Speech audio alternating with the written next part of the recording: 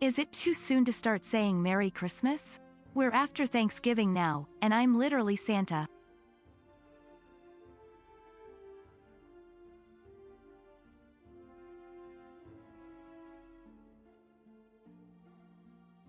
Oh my god, did this not... Oh my god, I've been talking this whole time, you guys. I clicked it, it just didn't roll over. Okay, let me start again. Hi, happy Saturday. I'm sorry, Waco. I know the daylight saving stuff is kind of a pain, but apparently since we voted to get rid of it, next year it should be gone. I think next autumn it goes into effect. So, sorry I didn't have the mic on. Yeah, I've been talking this whole time. That's so dumb.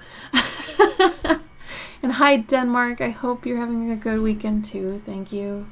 Thank you. And thank you for the sub, Cavendish. I think you definitely can start saying Merry Christmas. You've put in, like, the most effort. You know, you're actually looking like Santa Claus. So I think more than anybody, you have the right to say Merry Christmas if you want, or Happy Holidays, or whatever you want to do. You're Santa. You call the shots.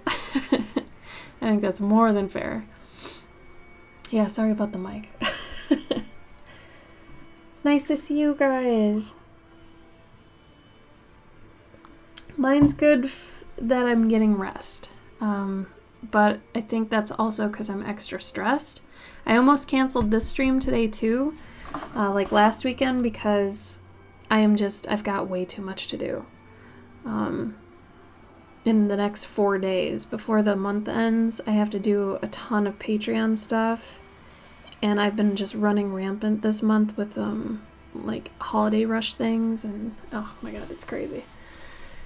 But like I said, at least I'm getting rest. If I wasn't on top of that, it would be extra bad. So anyway, so today, since I am behind on stuff, I figured I'd work on a couple things that I need to get done anyway. So I had to put Bickerborough, and I want to start doing kind of Bickerborough one week and then my tarot cards the next week, since I don't want to get too far away from doing those. So we'll have 1 week that'll be a watercolor, the next week it'll be a tone drawing, week, whatever. Or whatever I feel like at the time or got done that week. But honestly, that's probably not even going to go into effect until after the holidays. I don't even know. November and December streams are always up in the air lately because of how much I need to get done. So, it's a thing.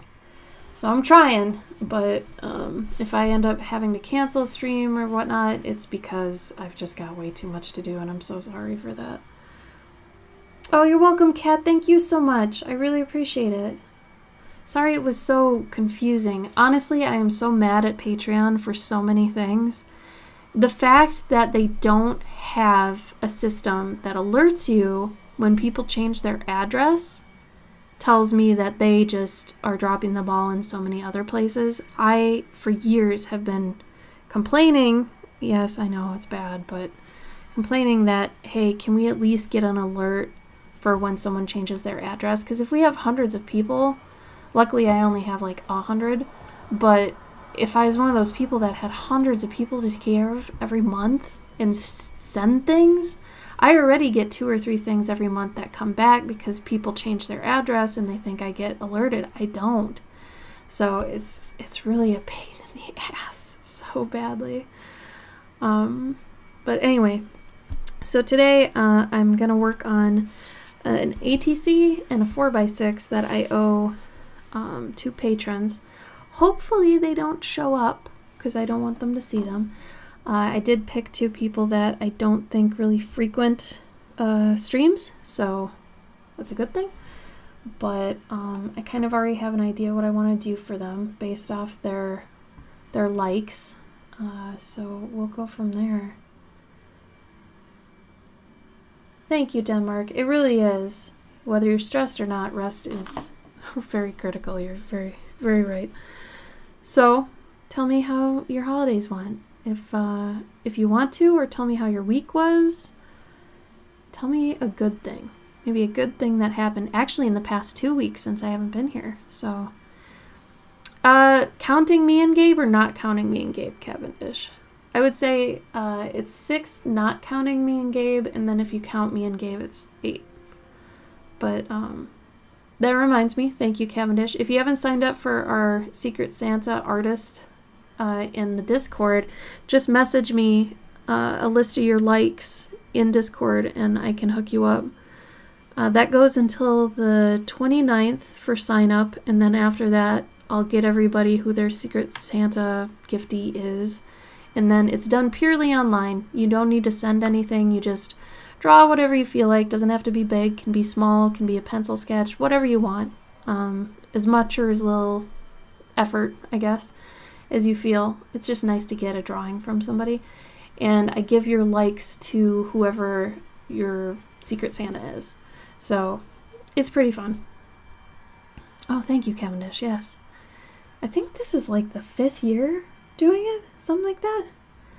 But if you end up wanting the original, you can talk to your Secret Santa and ask him, oh, hey, can I have the original? Can I buy it from you? Whatever. Either way, you get to see it, so it's fun.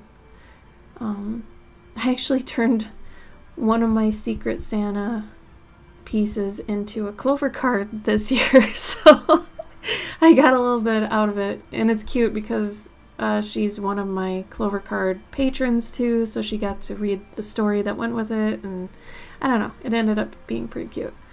So also this month is for both Clover cards and Curious Collector stuff. I've got For those that actually really liked the squash seller piece, if you want the story of that and the piece itself, you can get that on my Clover cards this month. So you sign up for it. On the back of it, every Clover card has a story on the back. So if you sign up for that, that's what you'll get for there. And then this is the Guardian this month.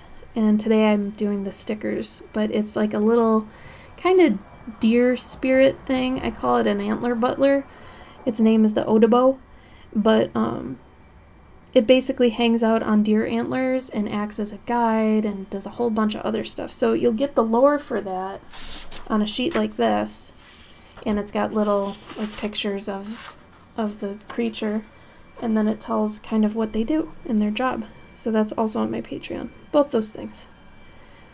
So feel free to check that out. That's on my Patreon.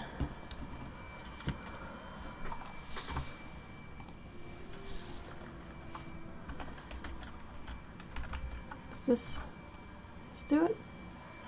Oh, nice. Oh, thank you, Kat. Needs to be a Christmas decoration on my tree. Oh, the Odobo? The little antler dude? That's a good idea. I could totally make a figure of that. There are so many Guardians I want to make figures of. I need more time, man. Okay, so this patron, on their list of likes, they gave me a whole bunch of things. But one of them was gnomes, so they like gnomes. So I think I'm going to actually draw a gnome, but in a very specific situation. I thought it'd be cute if it was out gathering something, and I was like, you know, they liked herbs, but I was looking up herbs, and I wanted them to be on stilts, because I thought that'd just be interesting as a means to, you know, gather something. So I'm going to draw a gnome on stilts, and then I was like, in what situation would a gnome be on stilts? Maybe it was in the water, so I was thinking of swamps and bogs, and then I had to look up certain plants and herbs that would be around a bog. So I found this bog blueberry, which is a type of blueberry that grows around bogs. So this seems to work out.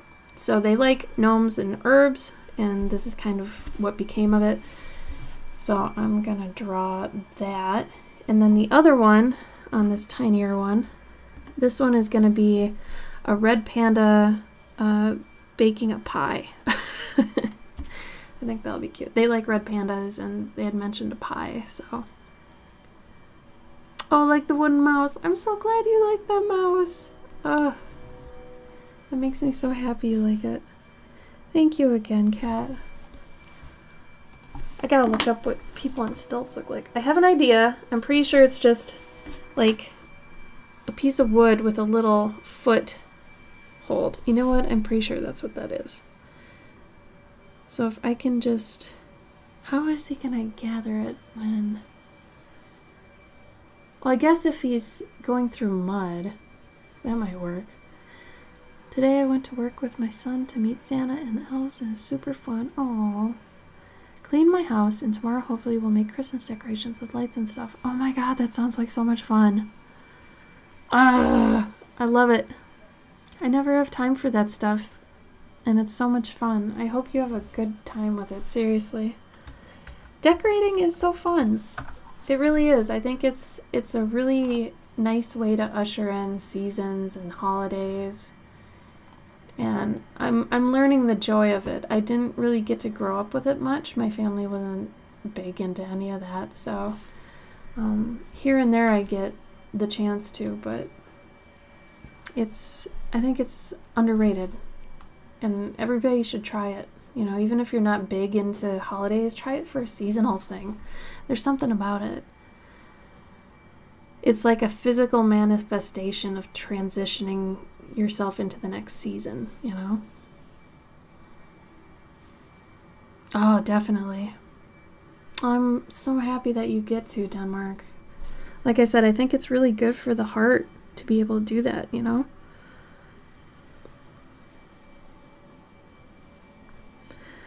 Alright, I'm going to try to draw the gnome a little bit different than I normally would. I would normally give him little stocky legs and just make him pretty round, but I think I want to give him a little bit more anatomy this time. Just more shape to his like legs and things. So let's see how this would go.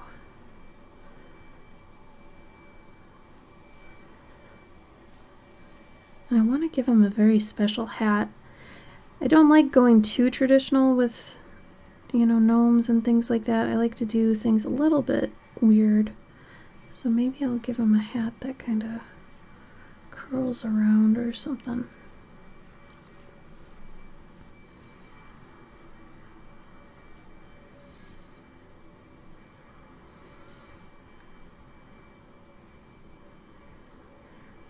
I debated opening the window today because I was like, it's nice out, but I bet someone will do something loud.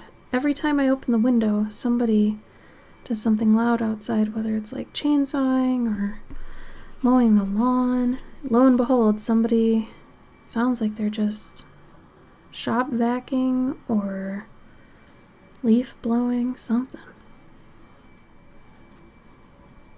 Okay, so if their foot's there, then they should have a little...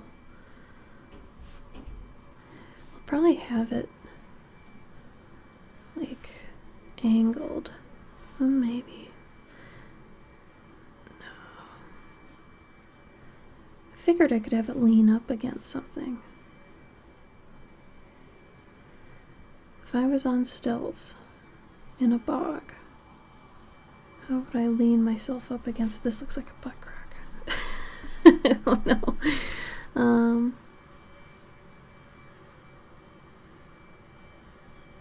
Oh yes, make ugly ones.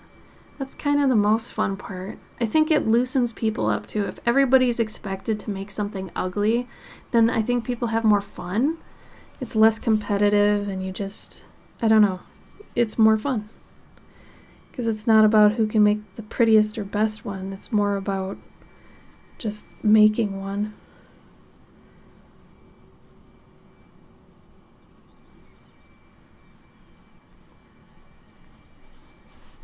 I'm going to assume he is a very good stilt walker.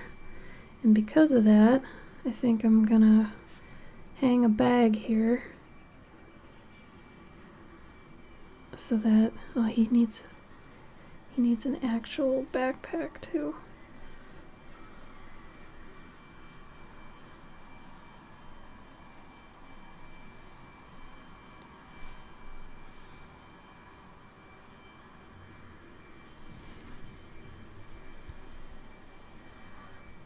Oh, that sounds nice, Cavendish. Is that for today?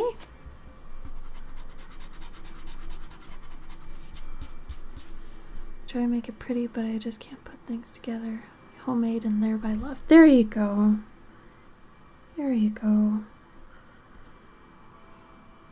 When things are loved, it makes them pretty, you know? I think.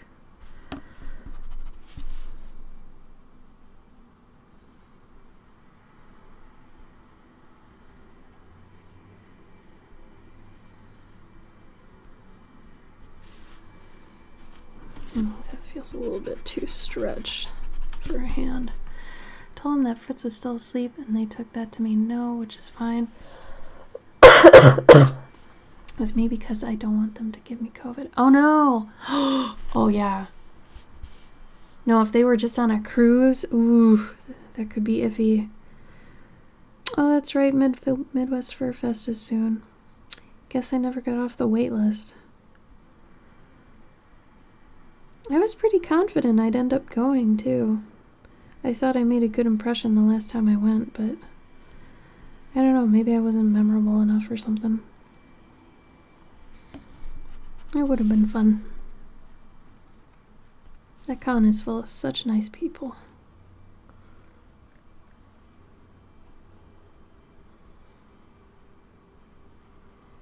Truthfully, I think he can only fit like a berry or two in his backpack.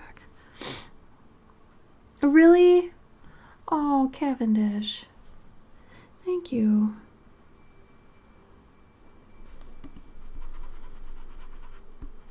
makes me feel really good. Yeah, I wonder if it's just really hard to get in nowadays. I bet a lot of people apply. I have his beard blowing in the wind here. I figure he's got all these things. He knows what he's doing. He can figure it out.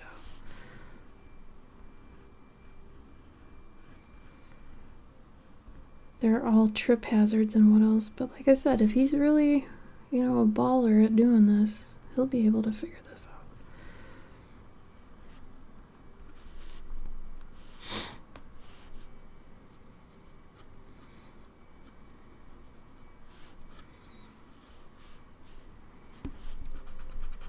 Maybe the other one should be going forward.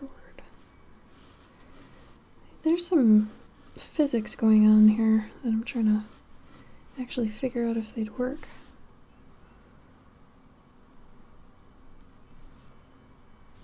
He's on this one. No. Nah. Oh, really, Denmark? Thank you. I'm glad it's good instead of grading.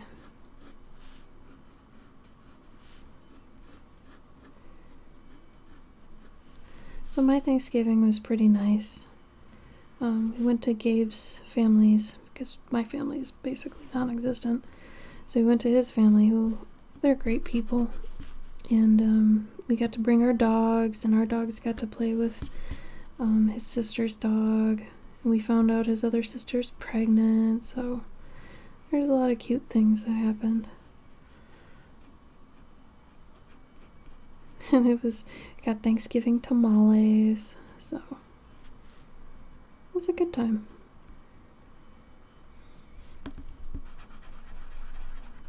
They live around 2 hours away, so we had a little bit of trek to go.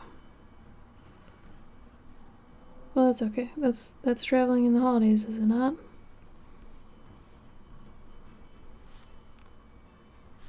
Yeah.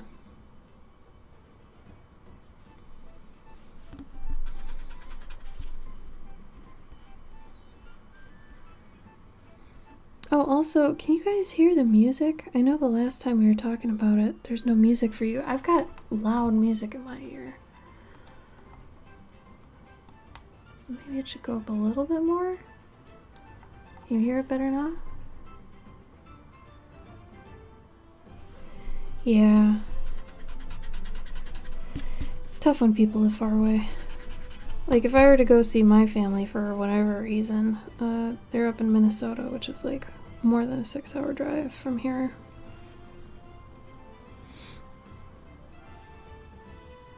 And volume's fine for you?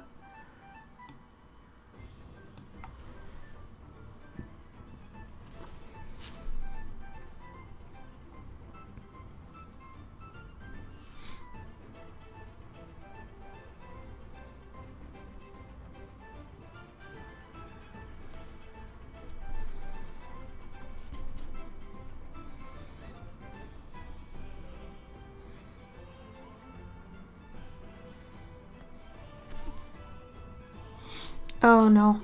No, I haven't talked to them in years. My family's kind of a mishmash of, I don't know. It's complicated. The only 2 people alive in my family are my dad and my aunt.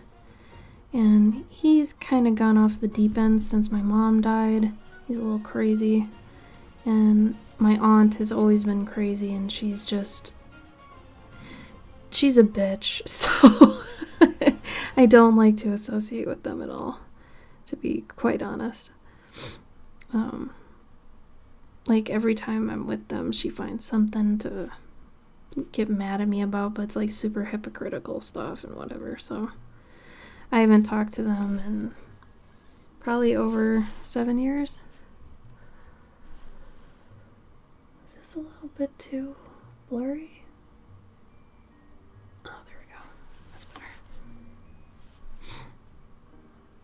I like thinking gnomes might just stick a bunch of stuff through their hat.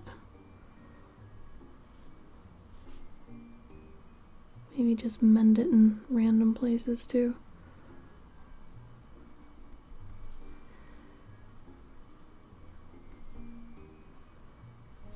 Maybe they also look like they're alive. That'd be kind of cool.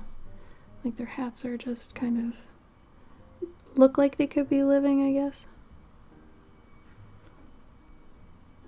Maybe like it's partially roots.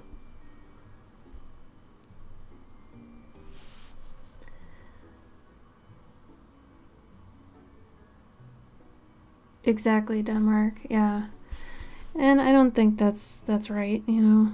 Like, it's one of those things where you do choose your family, in my opinion. Blood is one thing, but family you find that knows you and gets you and cares for you, that's different. Definitely, chosen family. Love it. I mean, it's more special when it's chosen too, right?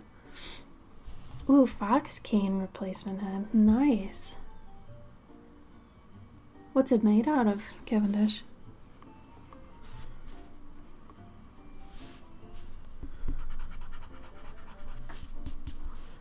Hand-carved cane I got from Etsy.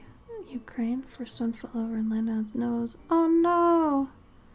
And the wood chipped. Has it been treated so it's like got like a resin treatment or something on it? I don't know what they use to treat wood so it's extra sturdy, but oh no. Well, that seems like a common thing a cane would do though, so maybe, I don't know, maybe coat it in like a resin or something so it can't bust so easily next time. Wood can be fragile, man. It's a beautiful material, but definitely can be fragile. He has to have a big little belly.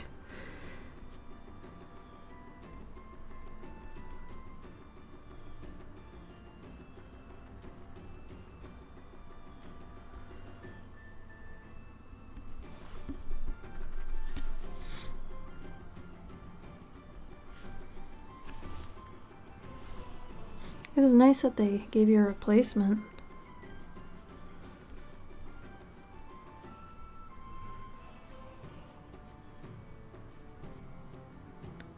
Yeah, weird situations for sure.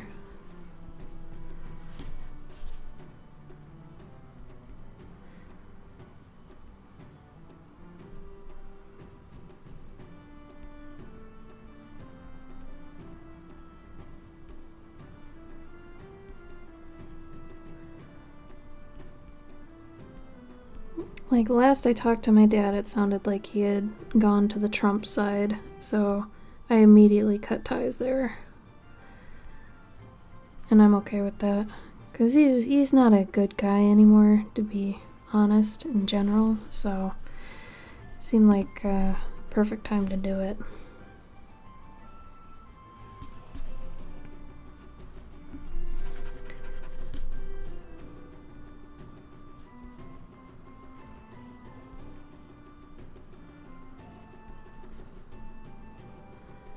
He was pulling the whole, let's not talk about politics thing. And I'm like, okay, but it's not politics, it's like human rights.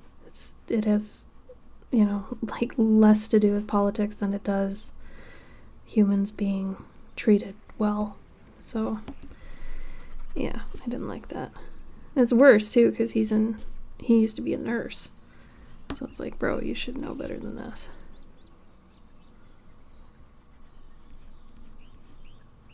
Anyway.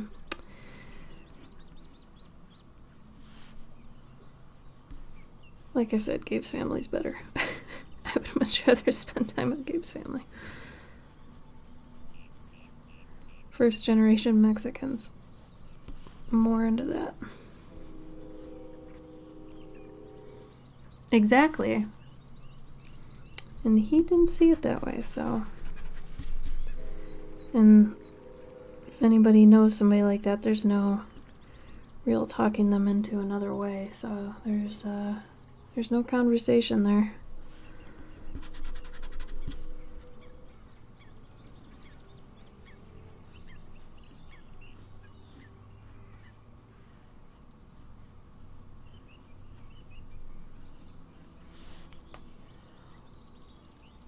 Do I get to see his family? Not much. I don't know, not all that often. Maybe 2 times a year.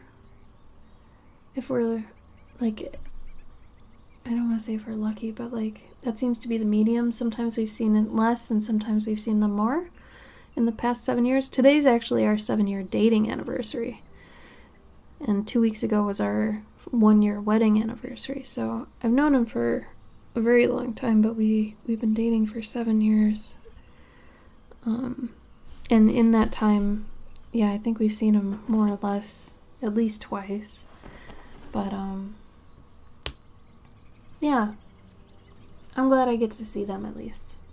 They're good people. And they've helped us through some tough times, so I'm very grateful. I think you can disagree on everything, but debate it in an adult, grown-up way and have respect without being nasty or childish. Yeah, I wish we could with my dad, but he always goes the childish route. It's so funny. He used to be the type to be like, well, I'm the parent, so I'm right. And he still pulls that, and it's like, I'm almost 40, dude. Like, what is your deal? Let it go. You can't pull that anymore. So his self-confidence and ego, I think, is really his problem. And kind of like all weak-minded men, he takes that as a, I'm being attacked and all that, so whatever. Thank you for the congratulations, you guys. I appreciate that. Easiest 7 years of my life with this guy. Not with all the other crap we have to deal with, but because we moved like 10 times in those 7 years or whatever, and that was really, really rough. Luckily, we've been at the same place now for 2 years now? I think we've been here 2 years.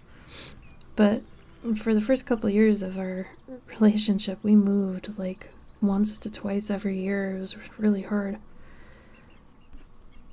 Things would always come up. It was really strange. But I think things are getting better now. Or at least more stable.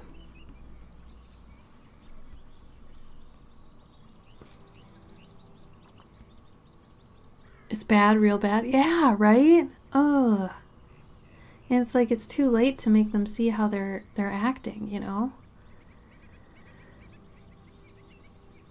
Yeah, I agree with that, Cavendish. It's like the people who are like, we can disagree and still be friends, but it's like, not if we're disagreeing on the fact, there should be basic needs that humans, deserve on all levels, no matter who or what they are. Like, I can't get behind that. The weirder thing, though, is my dad is, like, not religious or anything at all, and I feel like a lot of MAGA people are, like, super religious. So it's even more weird that he subscribes to that, because he's not in that boat. And he's not rich, so it's not like... He used to be a Democrat. I don't know. Exactly, Denmark. Yeah, it's like I can be going through the hardest stuff, but as long as Gabe's here, it's really nice. Or it's not as hard, rather. It's not really nice. Can't really debate or compromise when talking about marginalized groups' right to exist. Yes. Yes. 100%. Yes, Kat. Yes. So you guys get it. I don't know why other people don't understand that part of things. It's so confusing to me. And then they always say, oh, you're being too sensitive, or, oh, this isn't the time to talk about it. It's like, okay, what, you want to talk about something that, you know, like doesn't matter, but we're just pretending to get along? Like, no, dude. No. I'm not gonna do that to myself. I have more self-respect than that. Sorry. And to me, it's just logic. It's not like a matter of sides or something. It's like if you're a smart person, you'll agree that, you know, people deserve certain rights and things. It's like, it doesn't make any sense. Anyway, didn't mean to go down this road, but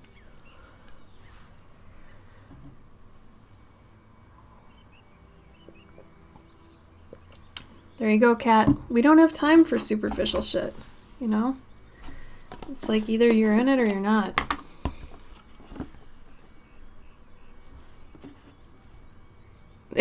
Yeah, Denmark. Exactly, you get it. You get it. I think we're all on the same page here. That's nice. See, you guys are closer to being what I would consider family than my blood family. They don't know anything. It's so weird.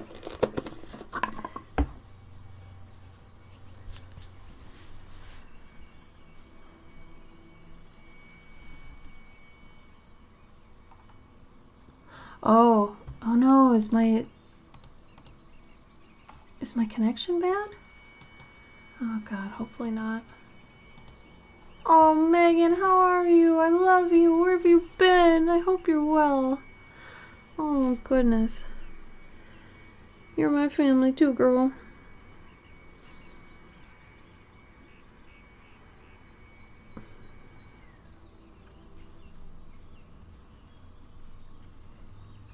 I'm so behind on everything this month. I'm so sorry for everybody that I owe something to. Believe me, I'm not being lazy. I'm not doing things. I am doing something 24/7 work related. Even in my sleep. I sleep about work, or I dream about work. It's a lot.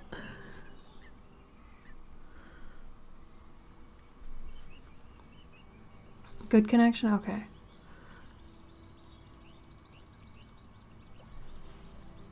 Oh, thanks, Denmark.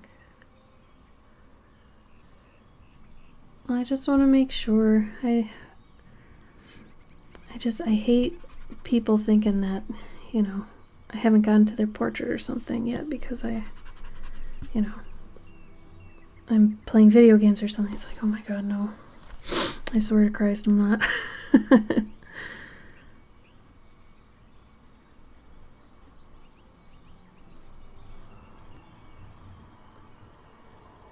It's okay. No, don't be sad. I mean, I take on these jobs and all these things. It's my choice. It's my choice. And I mean, I love my Patreon and stuff, and I love keeping it going. I just wish I had more time for it. If I didn't have as many portraits as I have, it'd be, oh, Kat, thank you. Thank you, Kat. Yeah, if it just, this is how things, you know, go. It's okay, though. Like I said, I should be getting caught up sooner or later. I've been saying that for 7 years, but I swear, it should be happening sooner than later, I think. I want the tip of his hat to be dirty. I love you too. Oh my god.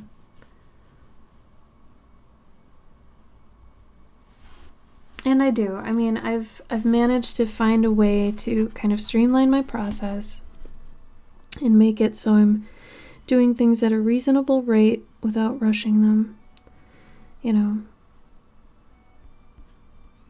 But I also need money, so I'll take things as I can. I actually turned down 2 jobs recently that people wanted for like, they wanted a pet portrait by Christmas, and I was like, I can't. I don't take any, like, rush ones while I have a backlog, because I don't think that's fair. Like, I promised these people by this time, and I didn't get it to them by that time, so taking on ones that get done before them that are new just does not feel right to me, so I don't do that. Thank you, Denmark.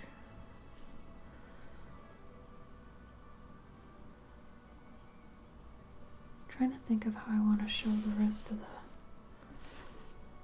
Right? That would be rude. I don't think that's nice. So I don't do that. That's why I took the rush option off of my stuff. So they can't do that. Once I get caught up again, I will, but not right now. Gotta finish what I got. Gotta finish the food on my plate. I always feel like I talk about my stupid situation. You guys, to talk about something else. What does everybody want for Christmas?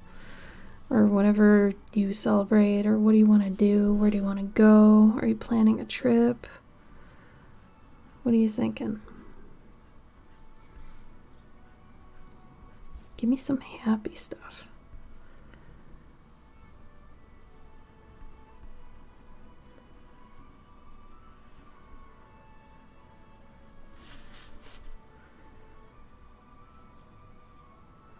I would love to do my holiday commission things again, but with how things are, I don't think I'm going to get to do them again till next year. Maybe I'll be able to for Valentine's Day. That'd be cute. Or at least St. Patrick's Day. He's trying to pimp you out of Santa. What do you like for appearances, or like pimp you how? We don't do gifts, but we both have time off, so just gonna relax and be together. Perfect. I love it. Gifts are so not necessary. I think picking a stupid thing to do and just doing that together, whether it's like a puzzle or making like paper mache creatures, or I don't know. Close your eyes and pick something on Pinterest and laugh about it and do it. I don't know. Or just play a board game. Some of my favorite time is just playing board games with Gabe. Being able to sit across the table from him, watch him laugh, talk to him. All that stuff. I find so much pleasure in those little trivial moments. I love it so much. New steam mop. Oh, a steam mop. Nice. Are those worth it? I mean, I suppose you'd have to have mainly like hard floors, huh? If you have like for a steam mop. But they look kind of cool. Oh, Cavendish, that's great. I think they did a great job on your beard. I think you look awesome. Finding gifts for my girlfriend and kids. I do not really know what I want, but certain in 3 months I will remember. You never know. I hope you do.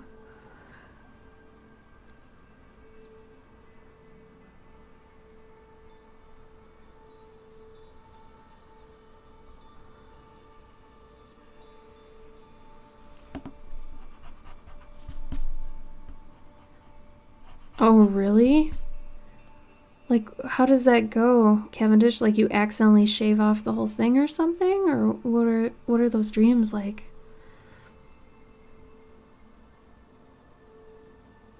Tile and wood, and I've been in love with it. Oh, that sounds awesome. Because honestly, my wet jet does not... I don't know. It's dumb. It's a dumb thing. It doesn't get things as clean as I would want.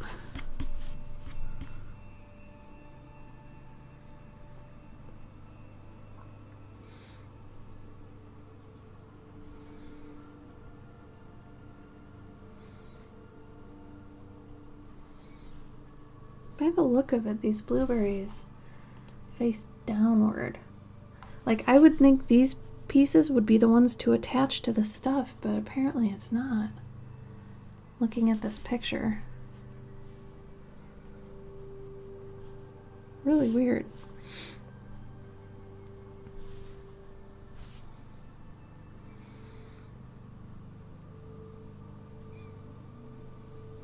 In one dream, I was taking a pair of scissors and hacking through a thick clump. Oh, God. Ah, haircutting. Then I looked in the mirror in the dream. I had shaved off everything except stubble mustache. I went into a panic. Oh, no. Well, if it ever happened, I think you could at least, you know, get some fake hair to fill it in, so it's not like it'd be totally ruined, I guess.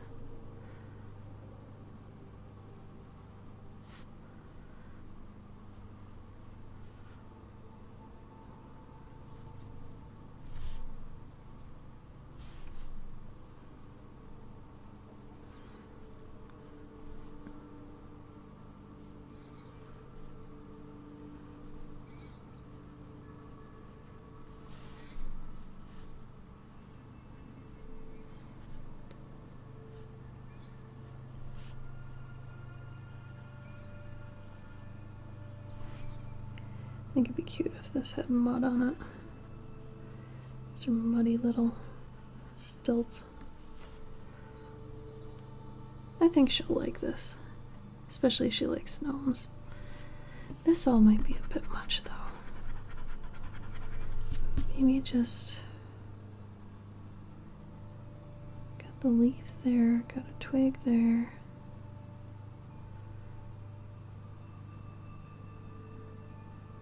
Maybe just another leaf.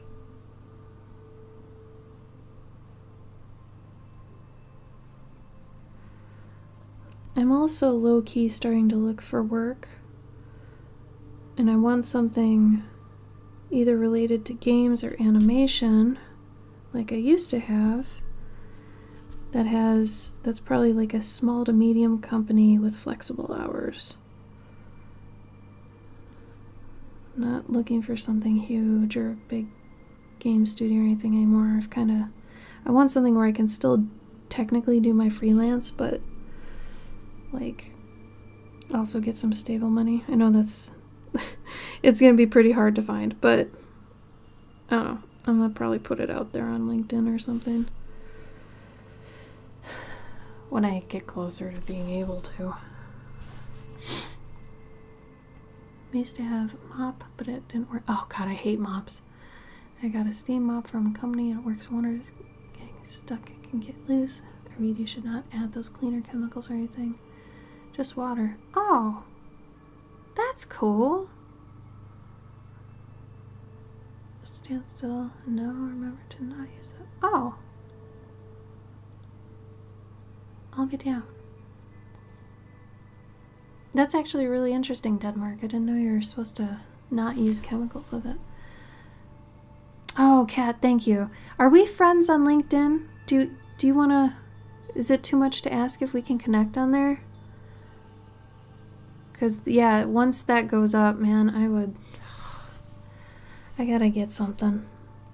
But I know, like I said, having something flexible that's like that is going to be tough find, but who knows? Maybe it's out there. I do kind of miss my old job, but I didn't like how I was treated there. I just kind of miss my coworkers and the work and the money. But I don't miss that they didn't believe me or trust my abilities.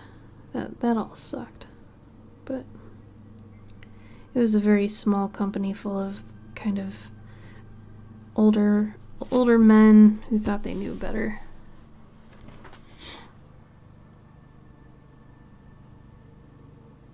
Oh, thank you, Kat. That would be wonderful.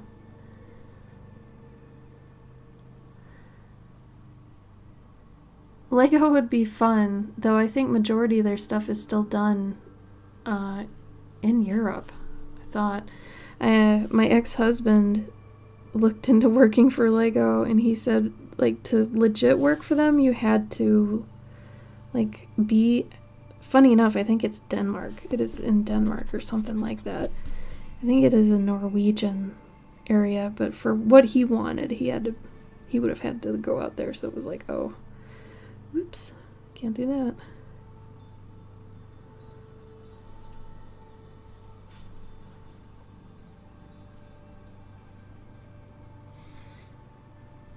Gotta get these branches in so they're connected to something. Danish, yeah, okay, cool, I remembered right. I was hoping I wasn't just reading, like, Denmark and thinking it was over there. Oh, the films are done in Vancouver in Australia. Well, that's cool. So much is done in Vancouver. I know so many shows that are made in either, like, Vancouver or, like, just somewhere in Canada. That's crazy to me. There's so much up there. Like, so many actors come from Canada. Like, I'm seeing that more and more. And it's probably just because I'm realizing it or, you know, taking note of it now, but I'm sure it's happened for a very long time. But oh, that's so crazy. Makes sense. I hope your people are treated better than they are down here. I would assume so, with how much growth is happening there, but the US and how they treat people at the companies down here is kind of nuts. Which way do I want to go with this? This way?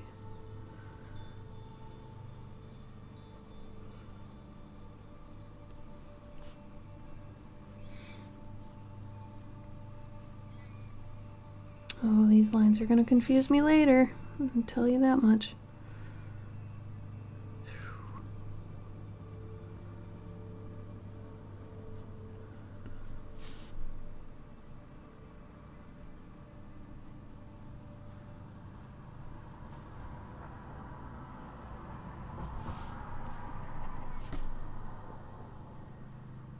The industry has issues.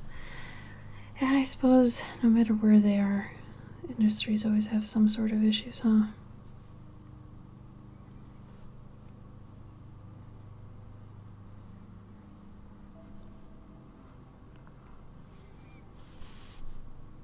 Oh, that's good. You can see the change. Sad when companies do not get that. If you treat people good, they will be loyal. Right? I don't understand that. Like, it doesn't make any sense.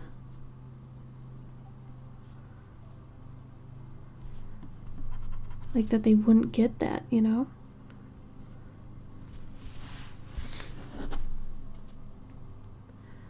Business is weird. Like, I really prefer working for myself when I get the chance, but if I can't, if I can no longer pull my own strings, gotta get something else.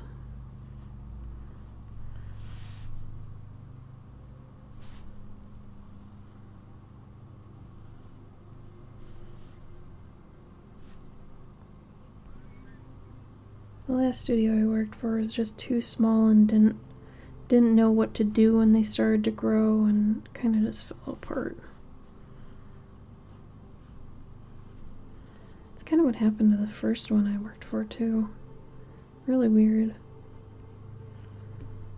Like almost the same thing happened twice to both places I worked. Ah, thank you, Kat. You are wonderful. Thank you, Denmark. I think we're ready to do some flats or something.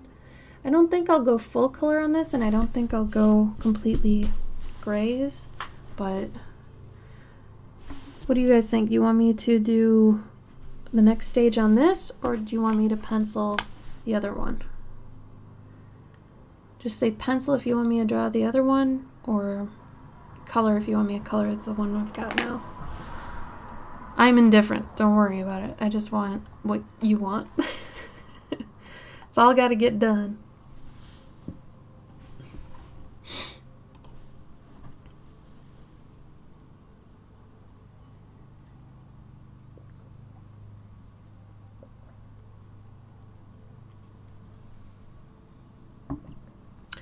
This one's going to be a red panda cooking a pie. Very Beatrix Potter-esque. I think we've got a lot of pencils, so let's go pencil. I can do this. I gotta figure out if I want it to be... I think I want it to be horizontal, maybe?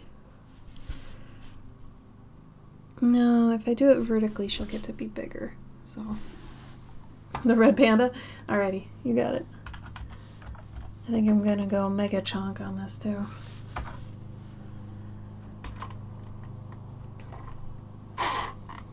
Come on. Come on, baby. I think this thing needs new batteries. Come on. Don't be a chump.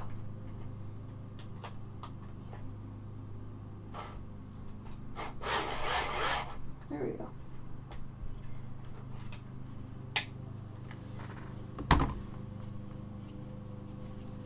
Alright.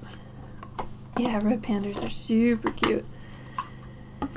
One of her favorite things is a red panda, so she said she loves that my work has animals doing cute things, and she had put up shepherd's pie as one of her favorite meals, which I concur. Shepherd's pie is amazing.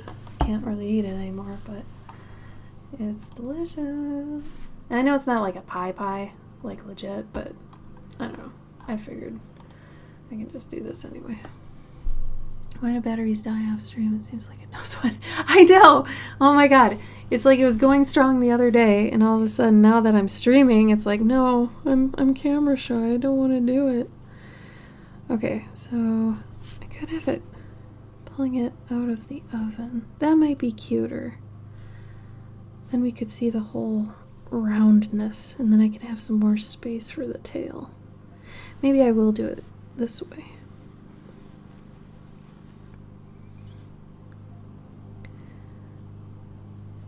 But which way?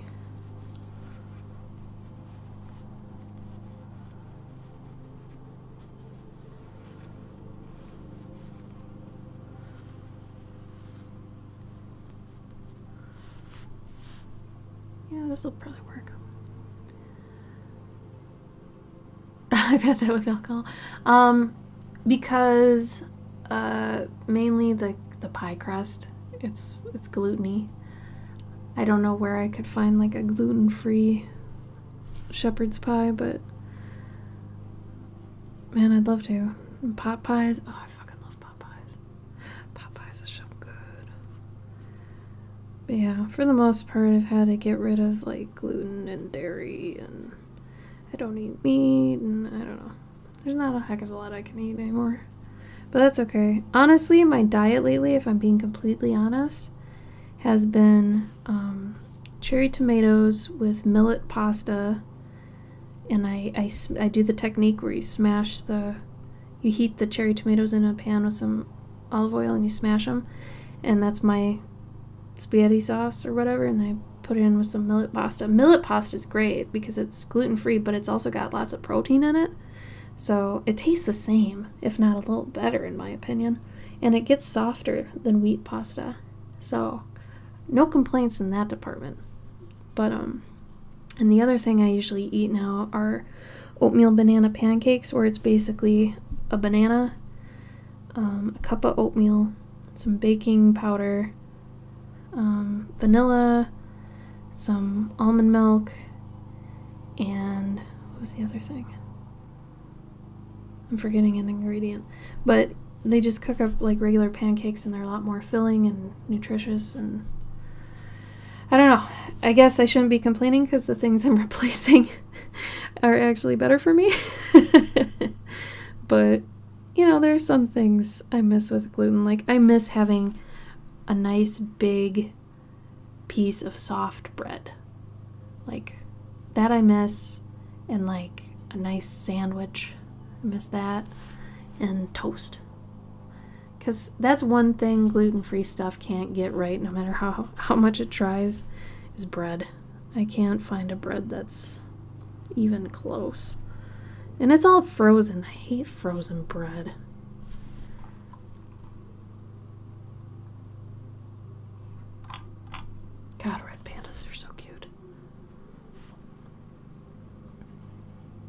all their features are in like this little tiny area on their face.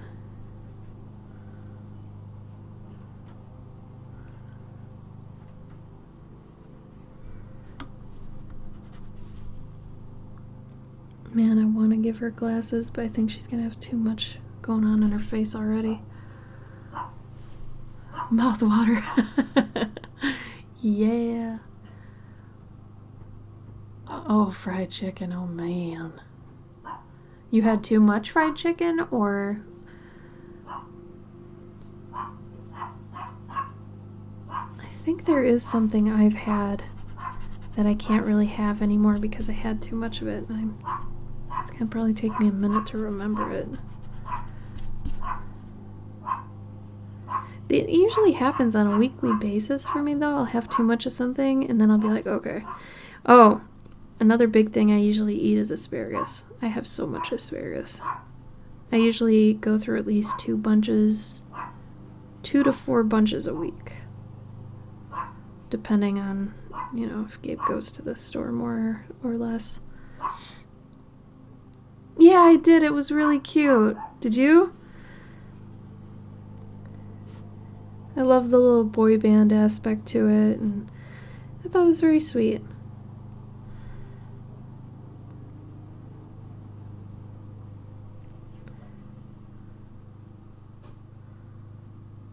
I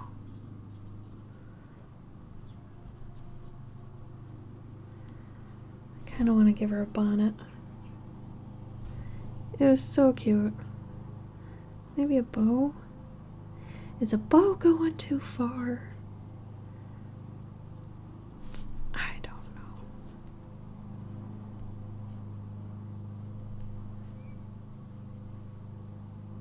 I don't think I could fit a bonnet really on her without hiding her features here. Yeah, somebody is mowing the lawn. See, that's what I'm saying. Like, I was thinking that if I open the window, someone's gonna make noise. It always happens. I don't get it. Someone always makes noise. But I guess it is Saturday, so maybe they have to, but I think it's funny. Alright, I think I can actually go for the bonnet. I'm gonna try. Let's go for the bonnet. Thank you, Denmark. Truthfully, I was getting kind of down about Twitch lately because it seems like nobody really comes around anymore. For those of you who frequent Twitch more than I do, which is probably all of you, can you tell if it's as good as it used to be? Or is it just kind of dead?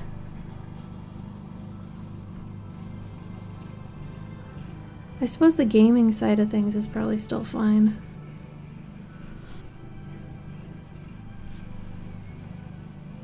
Oh, I know exactly which neighbor that is.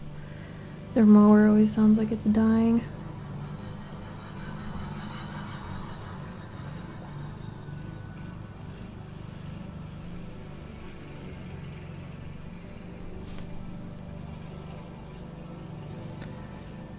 Feels summery. It does! That is a nice side effect of that, isn't it? I mean, the window is open. It's like 50s today.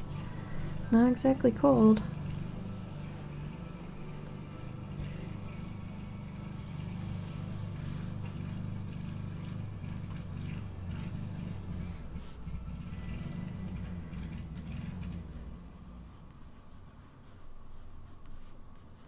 Oh, now it's really quiet. She doesn't have a neck. I have to give her a neck.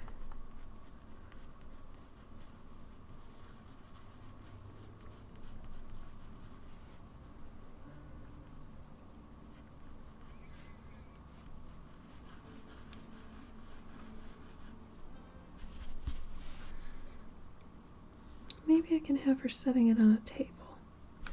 You know what? Maybe I'll do that instead. That way you can see more of her living quarters. And I guess a better look at her figure.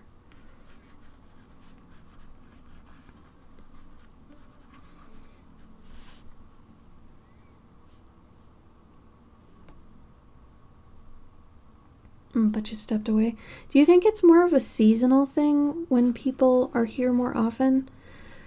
I know for a while it seemed like people would come here more often in the winter, and then the summer, it's warm out, everybody's out doing stuff. But I haven't even really noticed that happening anymore, if that makes sense.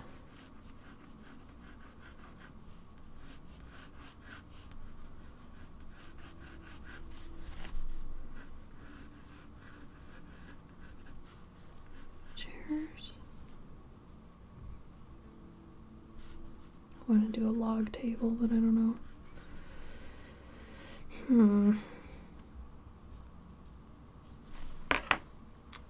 This one's throwing me for a loop today. Yeah, and I'm kind of bad in the sense I never watch streams. I feel like a total jerk because I just stream and then goodbye. I never show up anymore, and then I come back on and I stream and I walk away, and I don't know.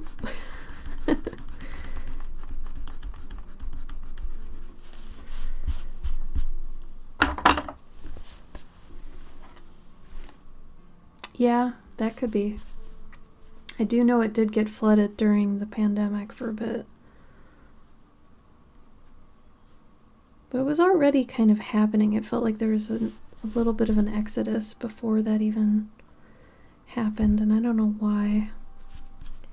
Like, the golden age for me seemed to be like 2017, 2018. That's when it was really fun, where there were like more raids and hype trains and people throwing bits around. Like, I think it was in 2017, I randomly had somebody come into my stream and just drop $200 and run away. It was crazy. Like, back then I feel like things were just different with how people went about streaming. Maybe because it felt more new still? Honestly, that's probably more true. People were excited about it. And maybe now it's just more normal.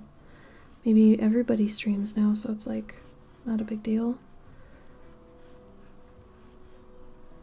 Or people are starting to take streamers for granted, so they feel like they don't need to give them incentives, Like, I'd be really interested to hear what streamers that make like livings off of it, like professional game streamers and stuff, see what they say. I mean, my experience could be very different as well, just because I went from streaming a lot to not streaming a lot, so that could be why I feel this way too. It's just like me not streaming as much. But I don't know, I'd be curious. It'd be interesting to find out if it was more of a larger phenomenon,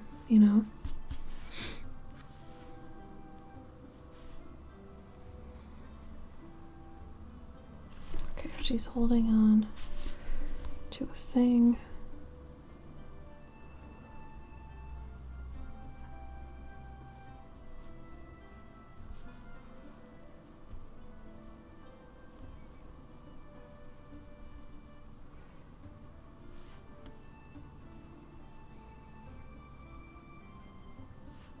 Oh, has anybody watched Wednesday? I've been hearing good things about it.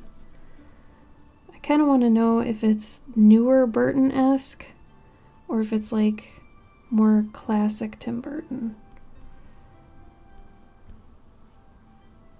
So I'm not such a fan of his newer self as much as I am of his older stuff.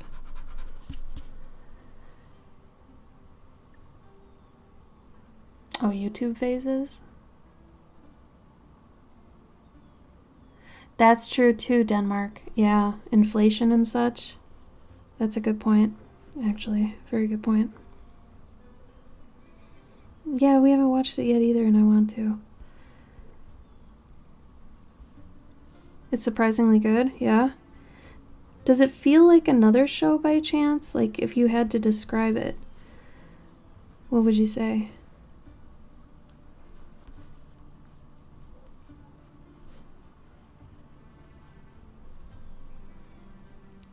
It's funny because Luis Guzman, who plays Gomez, he looks just like the old cartoon Gomez that was in like the original Addams Family comics and stuff. And I thought that was so funny. Like, he looks just like him. It's really cute. I mean, you know, I love the movie Gomez, the one that with Anjelica Houston. I always forget his name. Raul. I forget the last name, but I thought it started with a J. But he was a great Gomez, but I know he wasn't really accurate, you know. I've heard these two things. It's only good if you divorce it from the Addams Family, and 2, it's a really good Monster High show. Oh, Monster High shows. Oh my god, cute. Those are hit and miss, man. Like, I mean, are you lumping things like Sabrina in there, and like there's another one. Descendants? Was that a Monster High show technically? Some are cute, some... Raul Julia, thank you. I knew it was a J. He is so good. Megan, I'm surprised you haven't watched it yet. I would have thought you'd be kind of all over that. My dad's bad but else. I think it stands out. There are some artistic freedoms you gotta ignore, but I like her attitude and look and feeling of her. Honestly, it looked like she was just gonna be like Aubrey Plaza as Wednesday. Like, I feel like if they had made this a long time ago, Aubrey would have been Wednesday. So it just looks like they got Jenny Ortega because she kind of looks like her.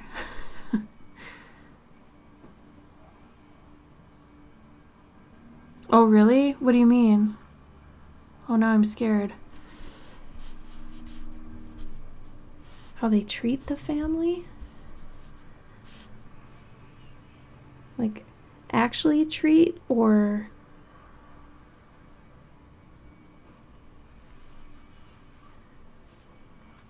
Oh, you're an Addams purist. Gotcha. That's fair.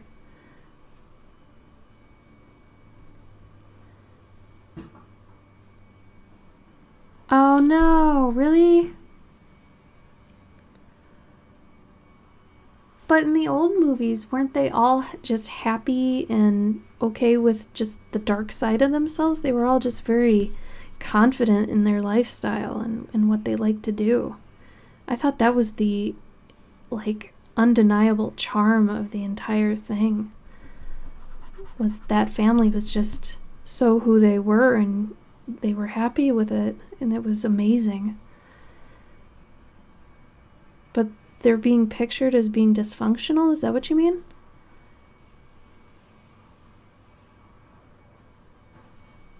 Oh, okay, so this makes sense then, because I read an article that said that Tim Burton might be putting way too much of his like personal issues into it. Is that what that means? That makes sense then. Because I was like, well, what are they talking about? You know, I doubt his family was like the Addams family, so...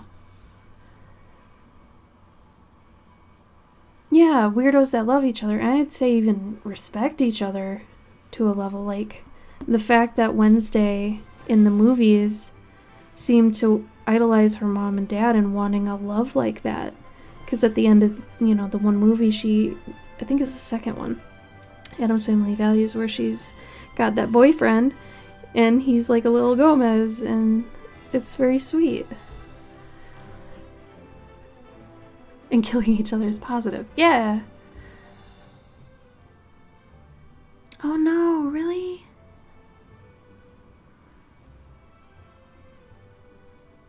Yikes. Now I'm kind of in the same boat you are. Dang it. Honestly, I would think that would be super core to it to not change those aspects of it. Like the family being so confident and positive in who they were. making them turn on each other. I don't know. I don't like that.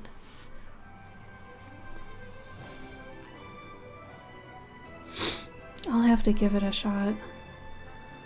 But yeah, I'm scared now too. Cause then it's the Burton I don't like.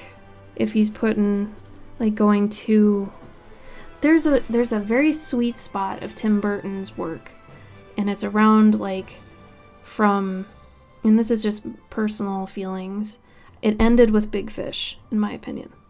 Everything after Big Fish I hate.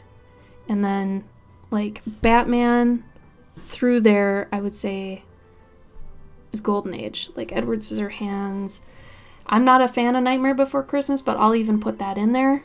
Like, that's still where he's still projecting characters and he's not putting too much of himself into it. But then after Big Fish, it seems like he's just trying way too hard. With Willy Wonka and all that stuff, he was trying way too hard to be weird and emo, and it just didn't feel authentic anymore. Where the other movies felt like he was taking certain aspects of himself that he wanted to explore, like Big Fish felt like he was taking, you know, this carnival side of things and these tall tale ideas and making them into something kind of like Guillermo del Toro. Same thing. I didn't see Big Eyes. I wonder if that one was good too. I did hear good things. But like when he's doing dark nowadays, maybe that's the problem. When he does dark, he goes too dark now, where it's not like cute dark or sweet dark like Edward was, or even Sweeney Todd was, you know, and Sleepy Hollow were, you know, they were better. But like now if he goes dark, it's just kind of like sad, kind of, okay, this isn't even cute, that sort of thing, you know? I had like this aversion to watching Big Eyes though, because it was about the lady painter, true story, right, where she was doing the paintings and her husband was getting the credit. I have a big trigger problem with credit. I know it's stupid, but like when people aren't given the credit they deserve for things they've done, I get so furious. I get really, really mad. And it's a total stupid thing. I know it is. But that's like when like I try to give credit wherever it's due. If somebody's taught me something, if I've learned something from somewhere, gotta give full credit to things. And if I remember right, that's what that whole story was about. So I think I didn't want to watch that because I didn't want to get mad. Does it end up happy? Does she get her accolades in the end? Because then I'll probably watch it. If it's like a good story of how she gets her credit, then I'll be like, cool. But otherwise, ugh. Yeah, Megan, I also read that article where he's like, black people don't fit into my aesthetic. And it's like, why would you say that, Tim Burton? Why would you say that? That's so bad. I mean, how can they not? Like, are you serious? That was just such a dumb thing to say. She feels like they're trying to push her to grow up to be just like them. They aren't. Oh. Okay. Usual hormone-inspired antagonism with parents. Okay. I guess that makes more sense than when she was a little girl and idolized her mom.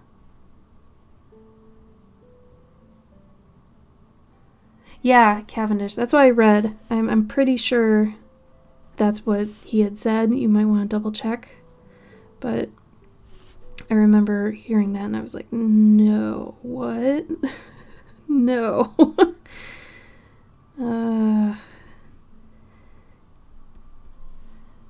Like, I don't know how you can be that dumb and say something that dumb.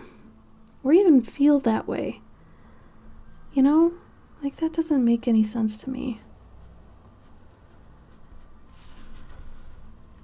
Like, as an artist, I would think he'd be down for, you know, trying to... Oh God, sorry, I gotta concentrate on this. Over, under, over, under.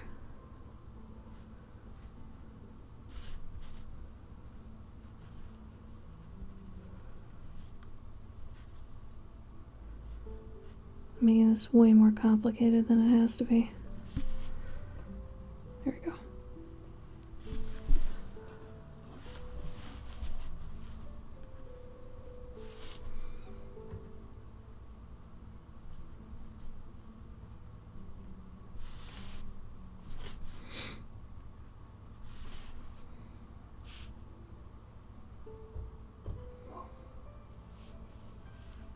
I do want her pulling it out of like a oven.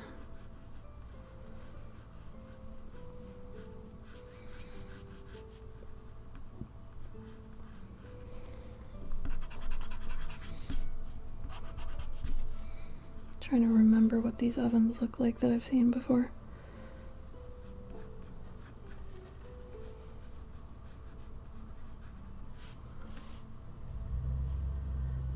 Hello, Jennifer. How are you?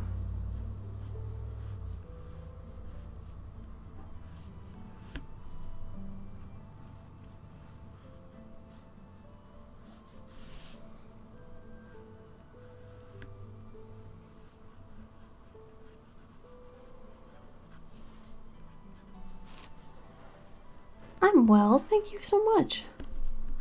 Thank you for asking.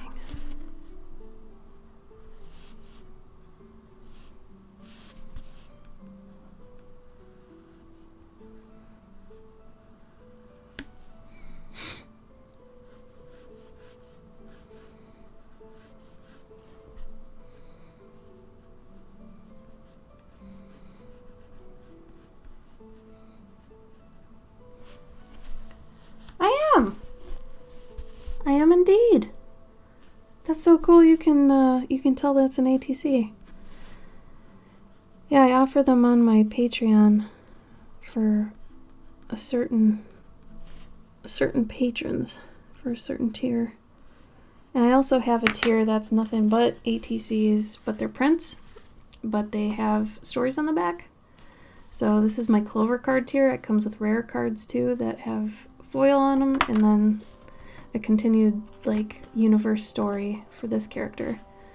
But every month it is a different like painting or drawing I've done, and then I do different stories for them. So it's pretty cool. But this one is an original one that I do for a certain amount of patrons. I think there's only 4 or 5, something like that. I googled Tim Burton for more info. Tim Burton usually, I guess, I'll try to find the one that the article I'm referring to, Cavendish, because yeah, it was weird. Because I don't even know him very well from like an intelligence standpoint or anything, but it doesn't seem like that'd be a smart thing to say ever, even if you felt that way. Like, don't say that. You know, like I don't know what he was thinking.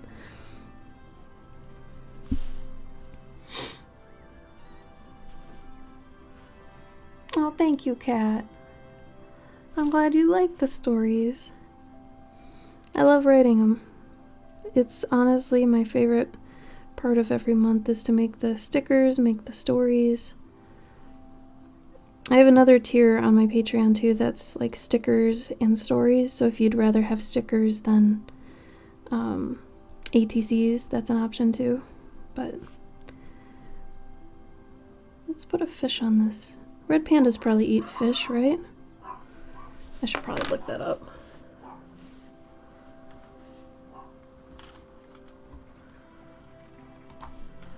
Do red pandas eat fish? Yes, okay.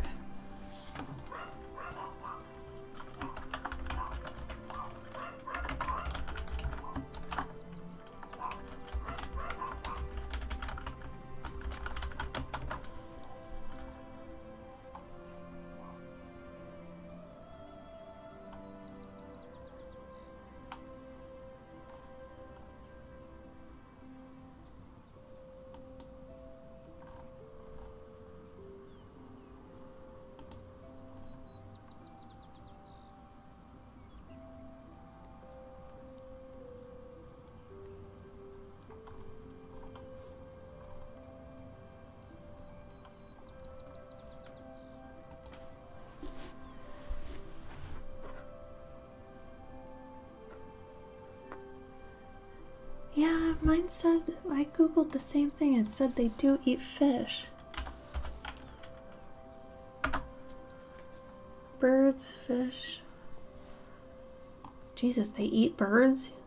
Yeah, supplement their diet with young birds, fish, eggs, small rodents, and insects on occasion. In captivity, they will eat meat. Weird. Well, if she has a little thing of fish here, that works, right? Gotta make it a cuter fish, though.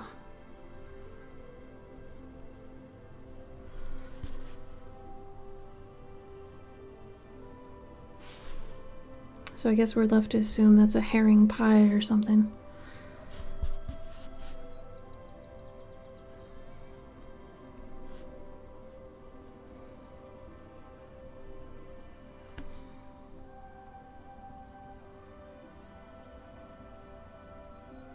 Oh yeah, they are short stories.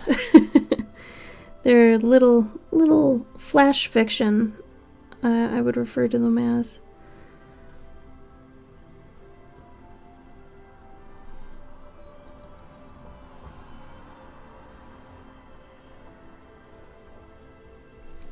Yeah, my other tier has stories that are this long. They're just like a sheet. But the ATCs have a little story like this. So it's kind of dependent on, you know, what you're into.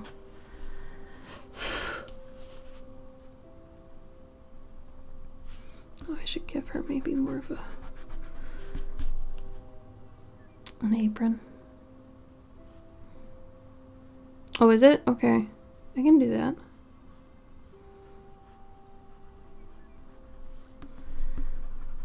Okay, so if I'm gonna color these, which one would you guys want me to color first? This one or the gnome we did earlier?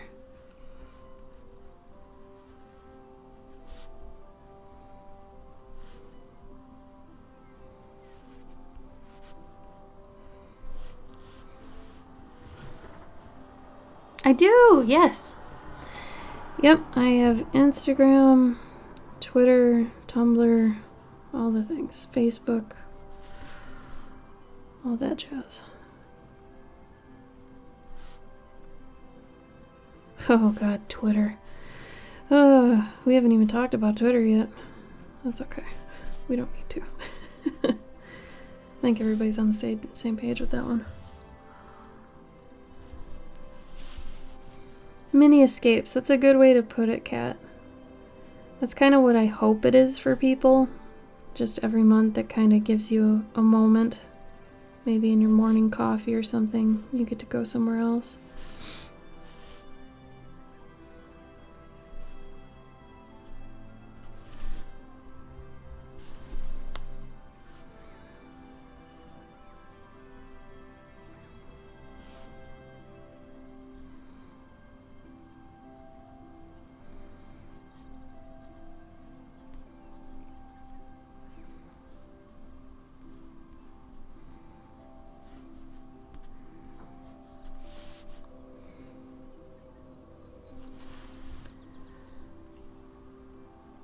Oh, really, Cavendish? Thank you. Yeah, there aren't a ton of great ones, you know?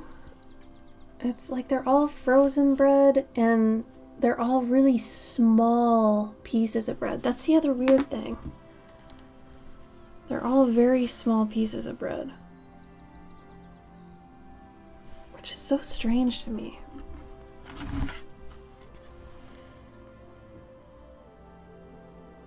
Taking pictures of these for my patrons.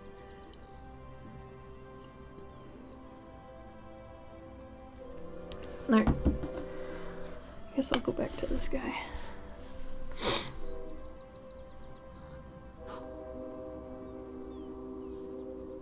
That's okay, Cavendish. Don't worry about it.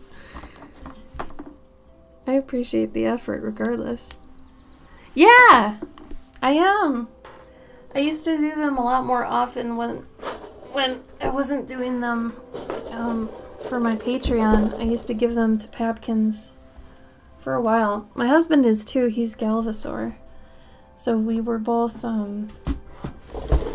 we'd both usually do something for the group every couple months, but we're crazy busy nowadays, so we don't unfortunately get to. Which I wish we had more time, but yeah, it's rough.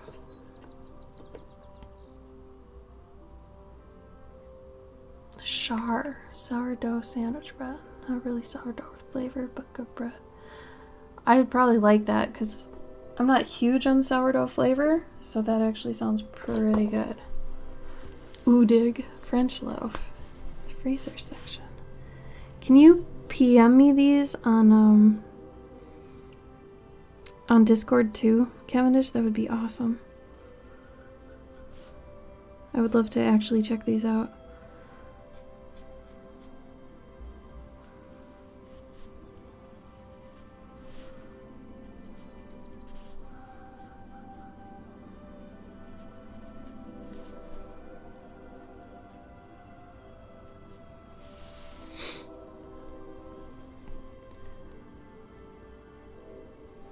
Yeah, it's been normal for us for a while. It's too bad, too, because like I said, I would love to participate again. But it would take us a good amount of catching up to be able to do that as easily. But who knows? Maybe I'll be able to. If I could just do one instead of like the 3 or 4 at a time, that would be a lot easier. Maybe I should talk to Papkins and see if I can just do one. I try not to make things more difficult for her, seeing as she's got tons of stuff that she ends up doing. She works so hard for that group. She's done so much.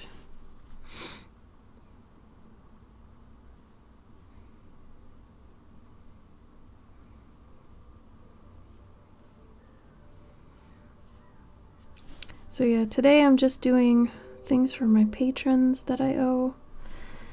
This is one of them. The ATC is one of them.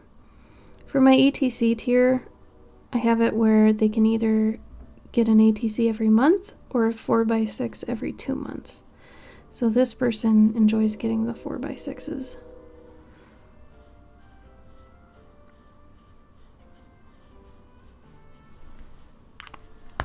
Hi, Ayast. How are you? Right, Jennifer? Oh my gosh. I feel ya. How you doing, Ayast?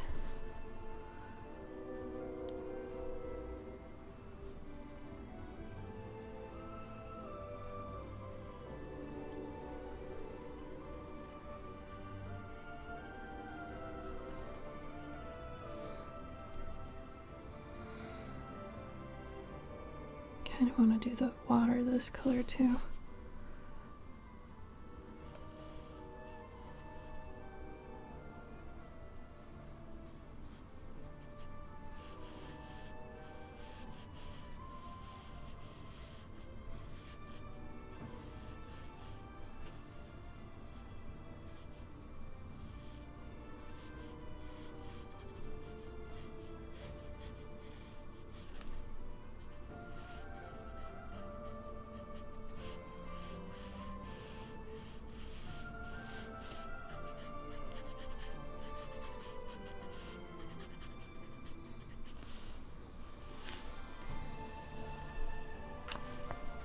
Relaxing mainly after Turkey Day. Doing some shopping. Nice. That sounds wonderful.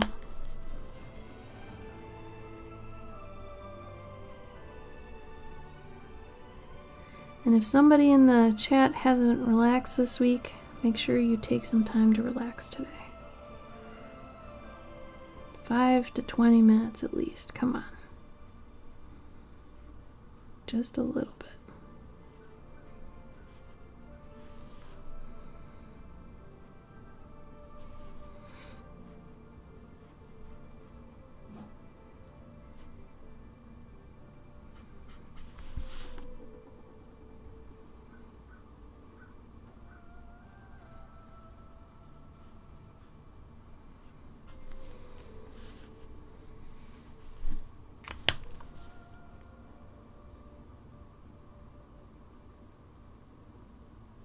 Right? Yeah, I would totally do it too. I'm with you on that. You know, it'd probably work if you just did one. If you did two, I could see it being a problem because then it's not an odd number. But one should be fine, you would think. Because then it wouldn't throw off her numbers too bad, you know? I don't know, maybe it's worth bringing up to her.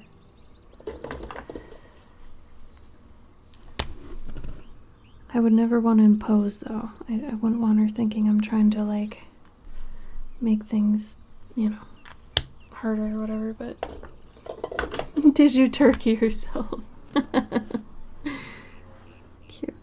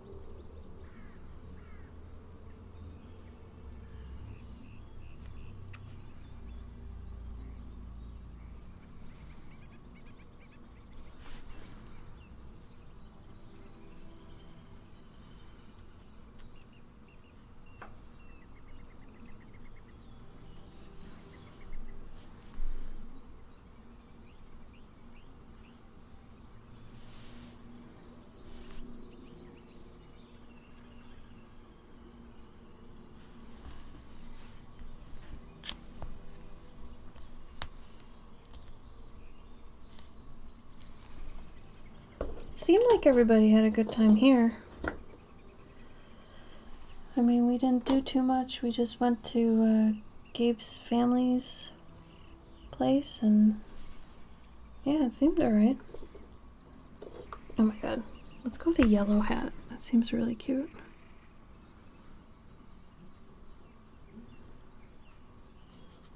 How about you? What'd you do, Kat?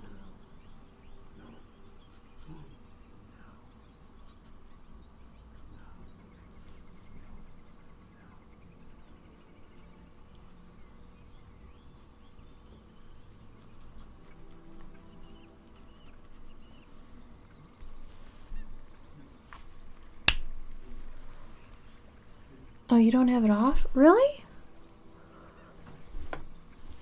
I'm actually surprised by that. Down here, we usually get the day off and then typically the day after. But God, it's always Black Friday, so that comes with its own problems. But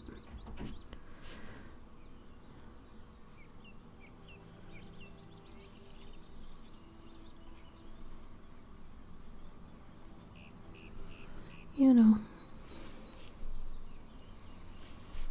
I like the idea that he might have a dirty hat. I think it's cute.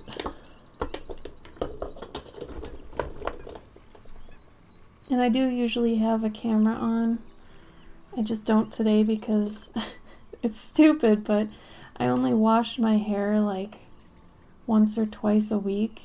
And I have a very specific schedule to where I clean it before the stream, you know?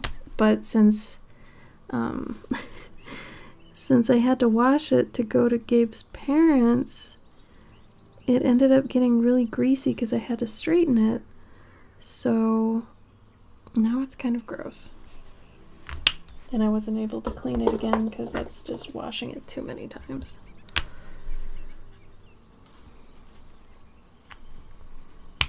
Me either, Cavendish. I refuse. It's too crazy and scary.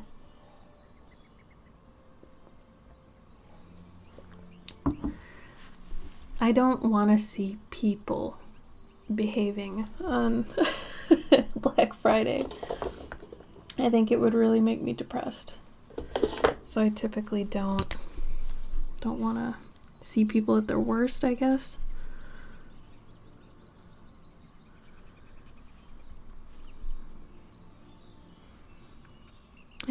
to do the things in the foreground in color, but the things in the background, not really.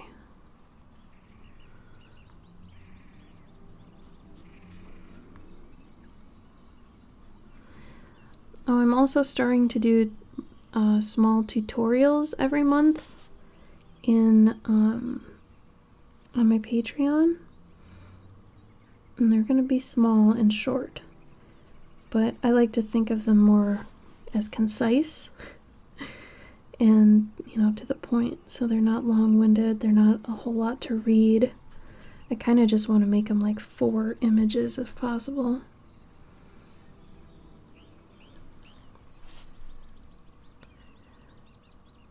Oh man, if you're old enough to remember that, as I am as well, those times were crazy. People dying on Black Friday, like really? For TV deals and stuff? Like, I don't want to know about that. I don't want to know about that.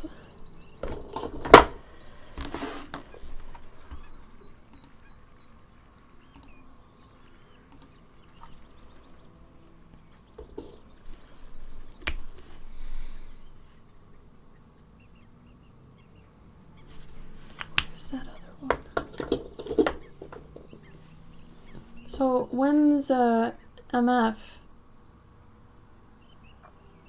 Totally forgot Cavendish. It's in December, right?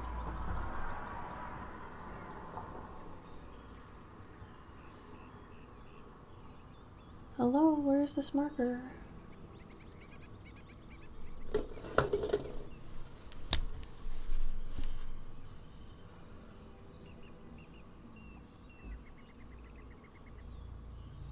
I think that's that one.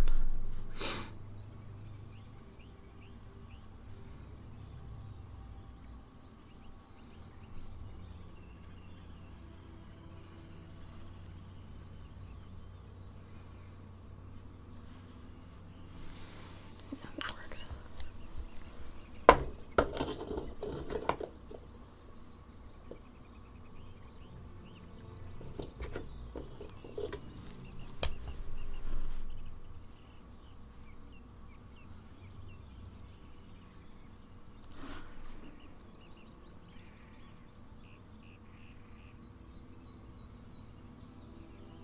Oh, that's great, IAST.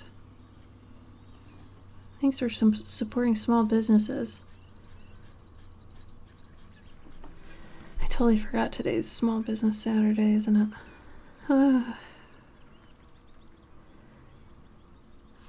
If I were smart, I would do a post about it, but I'm kind of busy, and I don't know. When you do that, sometimes it's like, it doesn't always hit. So it's not like it always helps, but it can't hurt, but if you don't have the time, those sorts of things.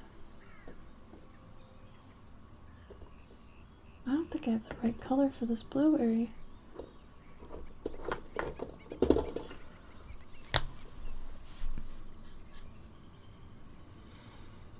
Oh, I have to tint this more of a blue than a purple.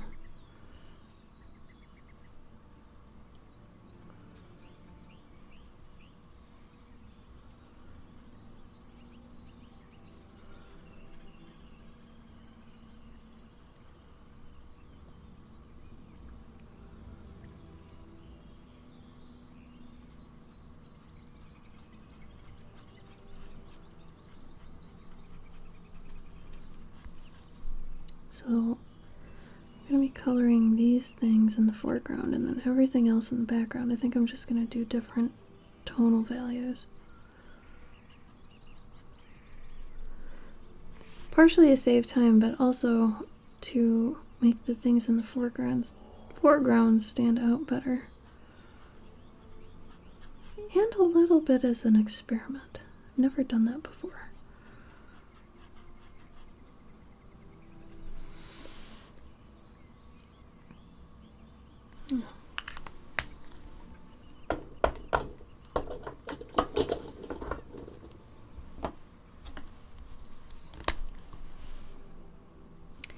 think it would be cute though. Oh, totally forgot about these ones. If maybe it got lighter as it went in the background where the light is back there. So I think I might actually make the foreground elements the darkest so that he's kind of rimlet. I think that'd be really cute.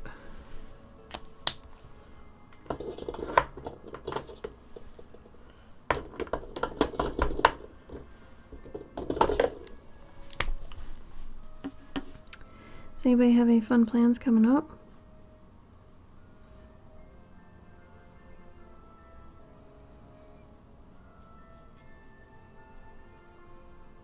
Doesn't have to be this weekend, could be like in the coming week or something.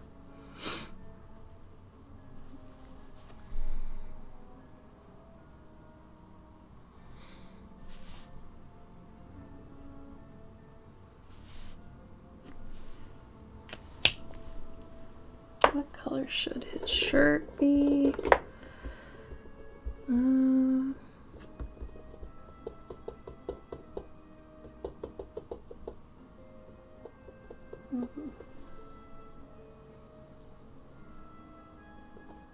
I don't want it to be a skin color. Don't want it to be green. Maybe it should be the same color as this hat. Oh, trivia. Nice. I bet I could maybe hold my own with that as long as it wasn't a lot of the book questions. I never read the books. That sounds fun as hell, though. New wings arrive. I'm putting together Fire Fairy. Oh, cool. Oh, a Fire Fairy would be so cute, I asked. I love it. I'm excited to see your new one.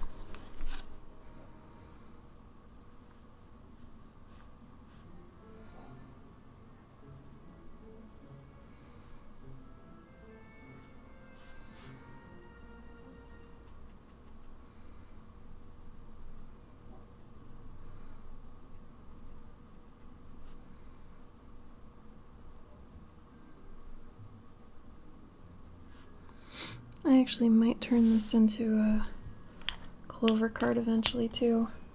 This would be a really cute story of the bog gnome who collects bog blueberries. Oh my god. I might have to do that.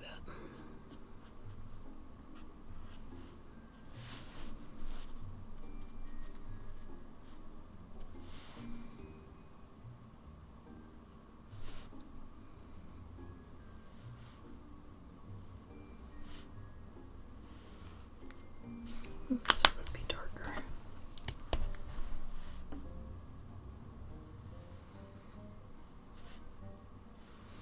Now I can't decide if I want to fully color it, because if I do make it into a Clover card, I do want it fully colored.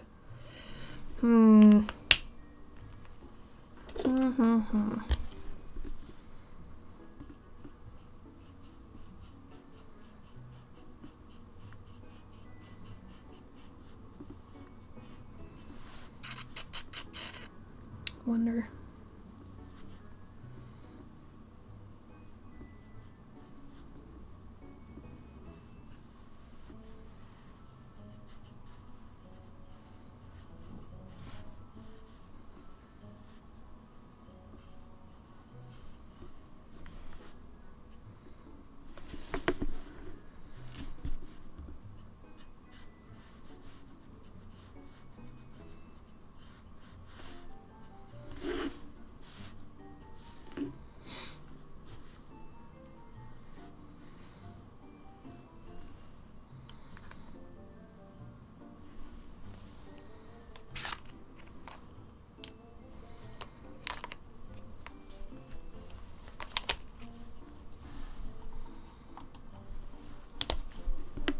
Oops, wrong side.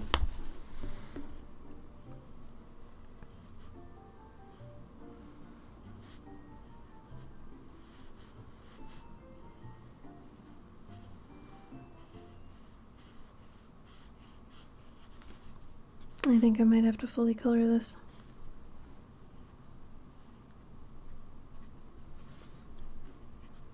Because I think I might actually make it into a Clover card.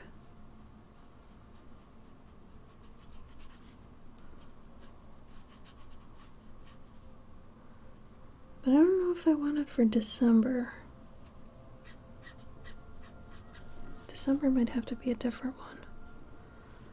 Might have to make something else for December. This one feels more like one to be closer to non-holiday times.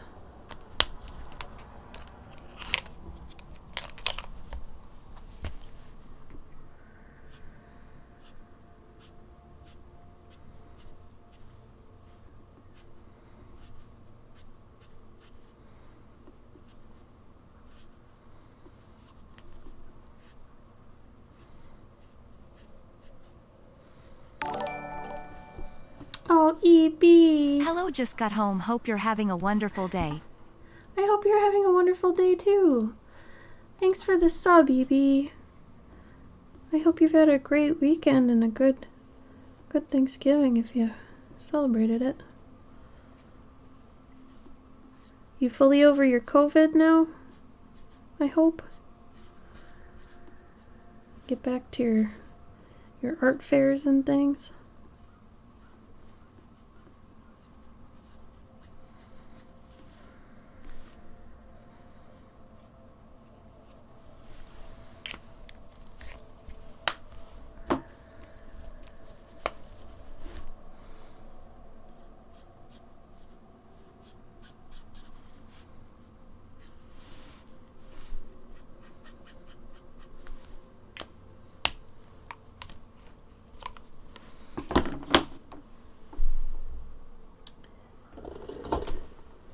Great Thanksgiving? Awesome. Happy to hear it. I hope you got some good rest and it was fun to chill with your family.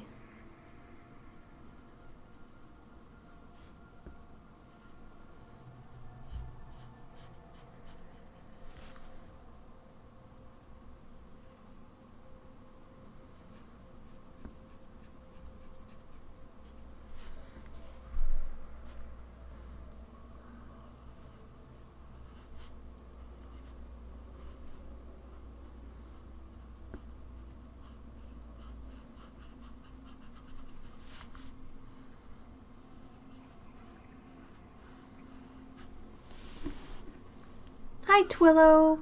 How you doing? Still have a cough, but doing well, and I just had a show today. Oh, you did have a show today. Oh, good. How'd it go?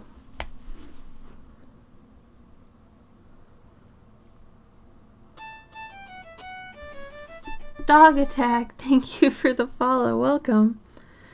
Twillo, I thought about doing your card on stream today, but I did have a feeling you'd be on. So I was like, well, I'll make sure to do the Dandakin that I know won't show up. So glad I didn't pull the trigger on that. Also, if you have a hankering for something specific this month, please let me know.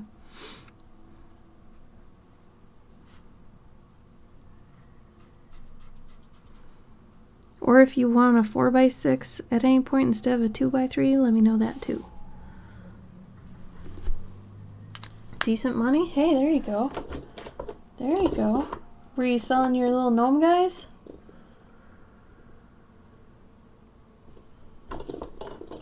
The weather is beautiful. That's great. Oh, usually work Saturdays. Today's rare. Wow. That's kind of crazy. Fortuitous. Well, glad I didn't accidentally ruin a surprise or something. Yeah, it's actually pretty nice out here today, too. It's like in the 50s. I've just kind of given up the fact that we're going to get any sort of like winter weather at any point. So, oh well. I mean, it should be like cold out and snowy and all that, but it's not. So, maybe I'll still get it at some point. Who knows? I'd like to think so, but last year, like, it was warm like this until, God, it was like January, I think. Because I remember we adopted Nuki, and it still wasn't snowy or cold. And that was Christmas Eve last year. That's when we got her. So I'm thinking it won't even get cold until January? I don't know. It's crazy.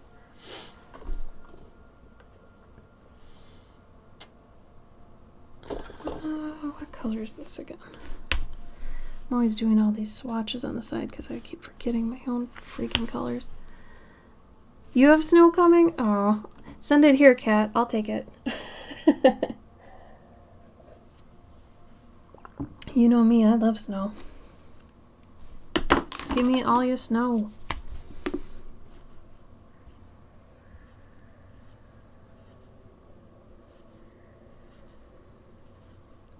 It's weird. Growing up, I know like we would have so much snow by now.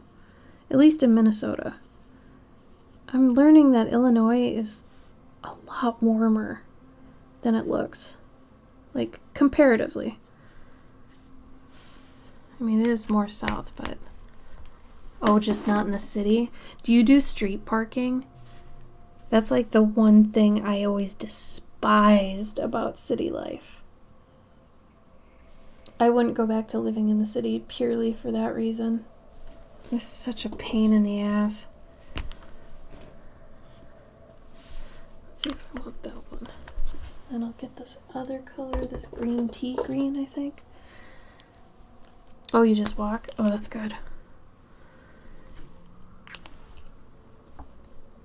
Yeah, I only lived in the city for maybe a year. I think it was a year. And like I did have a car at the time because I had a car everywhere else not being in the city, and I knew I wasn't going to live there long, but God, was that a pain in the ass to have. So I don't blame you at all.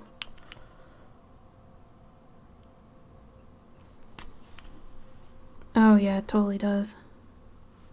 It's colder in the city too, usually, because of the wind, like howling around buildings and stuff. It somehow gains speed and gets colder than if it was just out and about on its merry way, you know?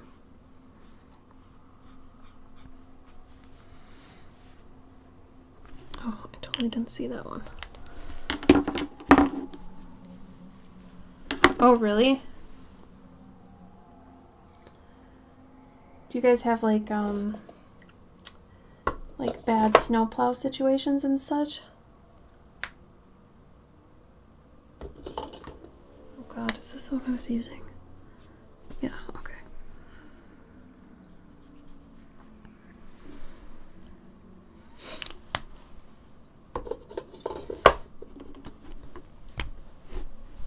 They just don't know how to cope.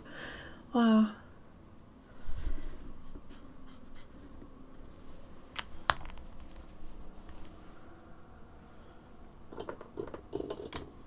That's so surprising. You would think Canada would just be so smart about that, seeing as they've dealt with it for so long, you know?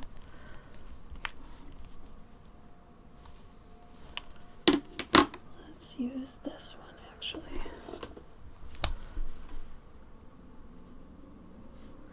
So I'm trying to make it look like there's going to be sun in this background.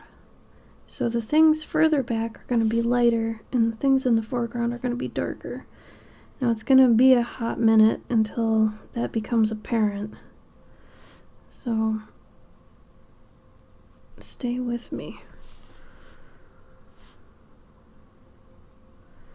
Hopefully I don't confuse myself with my own lines, which I tend to do kind of often. It's a problem.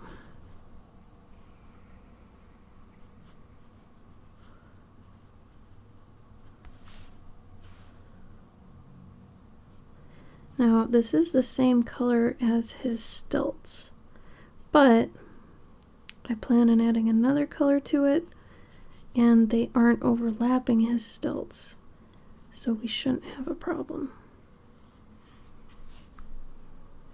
If they were overlapping, I wouldn't be doing this. So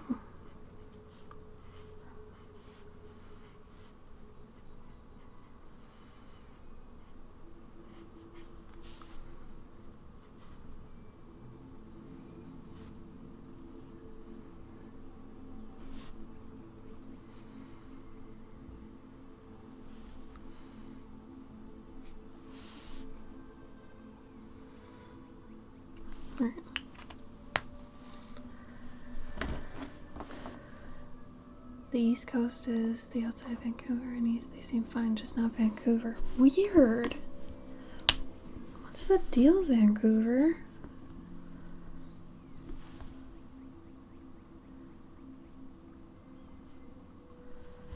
That's true. Yeah, Twillo, it's really crazy, isn't it? Like, those kind of optical illusions still screw me up. Like the dress thing that happened a long time ago, where it's like the blue and black dress that was yellow and white. F that. I still, like, can't believe that. And I'm an artist and I understand what's happening. It still makes me crazy. It's like I want to deny it.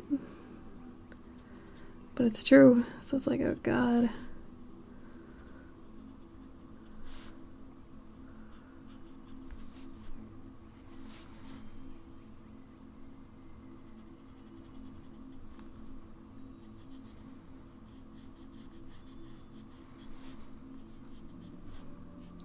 Now, I think I'm going to forego a background color for a few reasons, just because the light of the paper is kind of working for me in general, but also adding a color to this I think would actually muddy up the picture more, so I'm actually going to leave that out.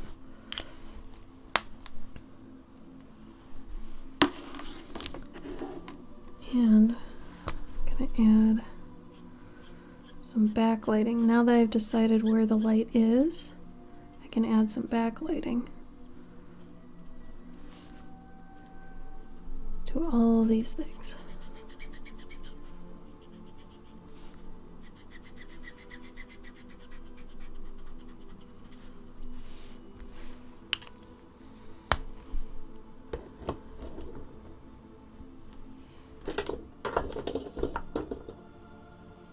I think I'm going to take another progress pic of this.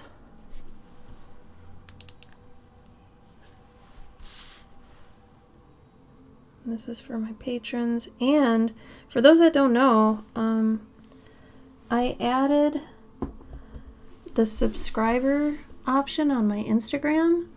But if you're already a patron, you probably want to stay there because you've got the better end of the deal. But if you're not a patron and you don't necessarily want to become one, but you still want a couple of cool things that I do, like unposted art or like work in progress shots and things like that, I added a $1 subscription thing on my Instagram. So you'll get time lapses and unposted art basically. And like subscriber only reels. So I put those up there. But it's basically a skimmed down version of what I do for my $3 people, or anybody that's $3 and up on my Patreon. But if you're already on Patreon, don't do that just because it's going to be the same stuff you're getting on Patreon. I mean, unless you want to, but you don't need to. So I'm going to be doing things like this to backlight it. And then I'm going to be doing more stuff like this.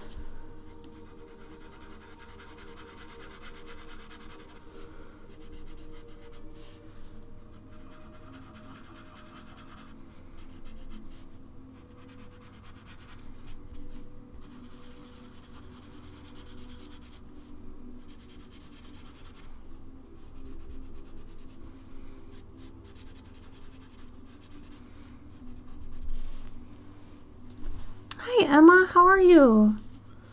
How are you doing?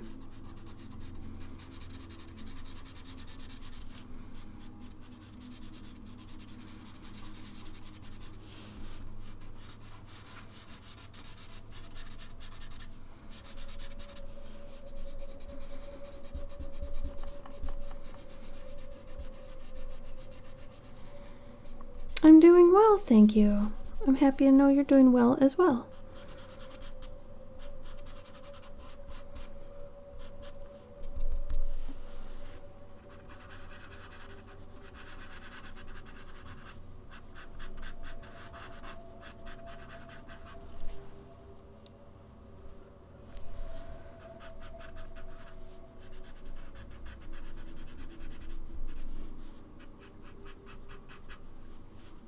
Eating some dinner? Nice. What are you having? Anything good?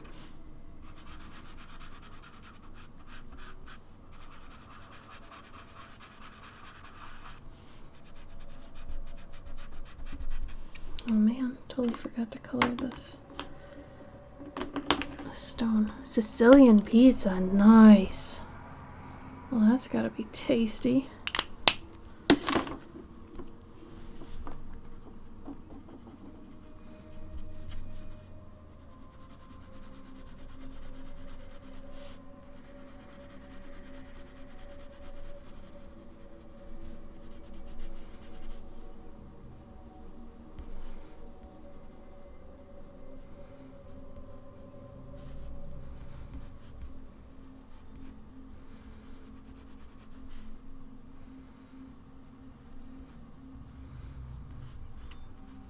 I like to think that these are sticking in mud in the bog, so that's how he's able to keep his balance here.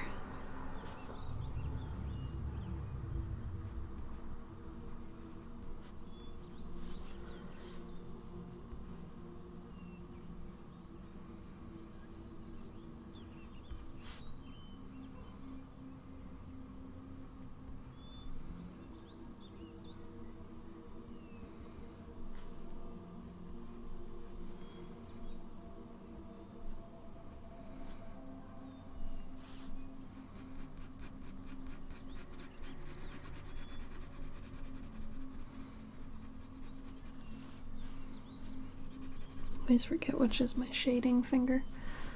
Dreamlight Valley. Ooh, what is that? Is it like Stardew?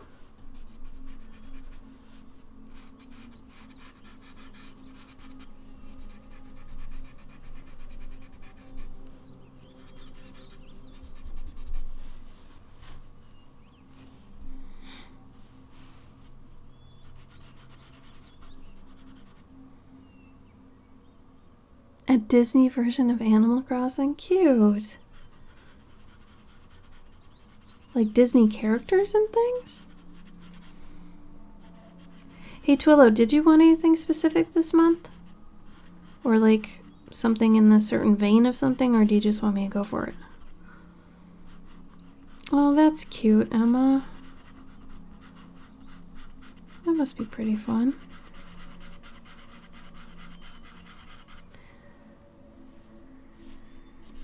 Oh yeah, take your time.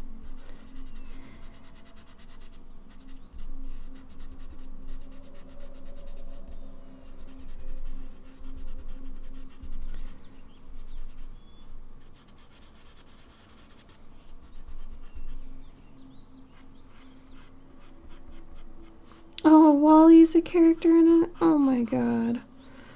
I love Wally so much. Cute.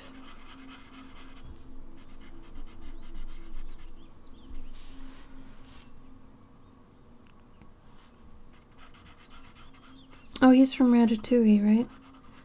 I've only seen Ratatouille once. Honestly, I don't even remember it.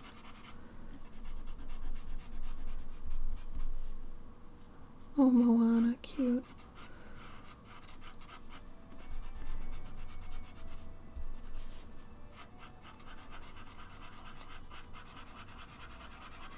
Why is it called Dreamlight? I wonder.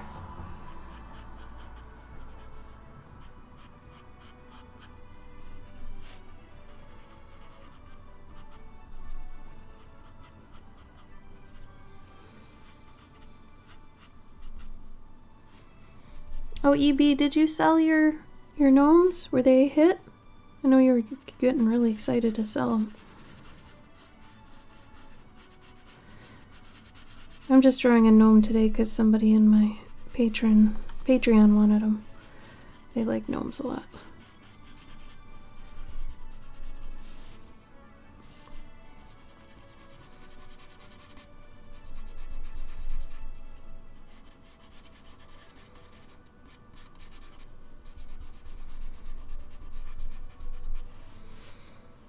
I'll also take some actual colored pastels later and go into the leaves and things and make them look a little bit translucent.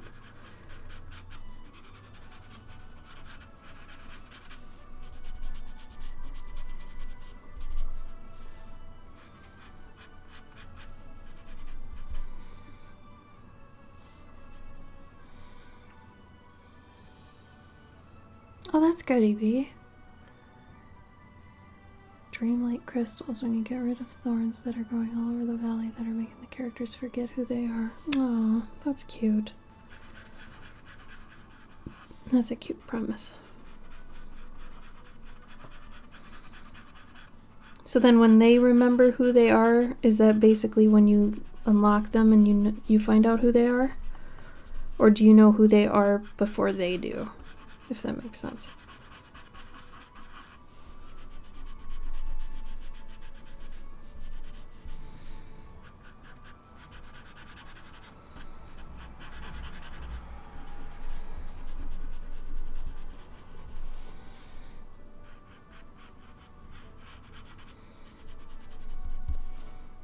Oh, you know who they are before they do?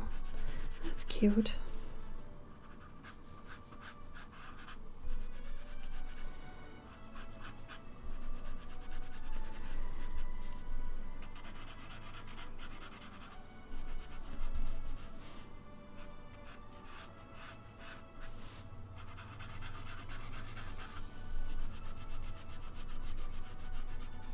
Here we go. I think this is kind of setting the stage how I wanted it to be.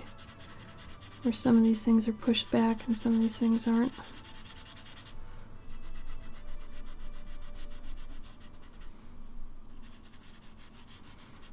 Darker leaves are in front, lighter berries and leaves in the back. And that's why I didn't add a color to that background, because it would have made this part just a nightmare.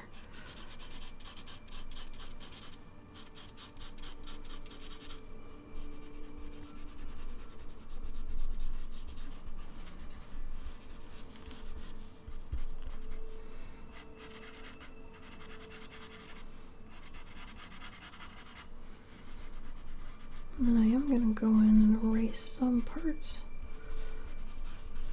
Bring them forward a little bit.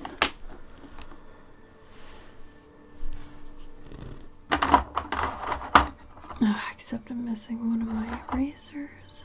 That's okay, I think I still have the little one. The little one's more important. Maybe I have it. Yep, I do. Okay.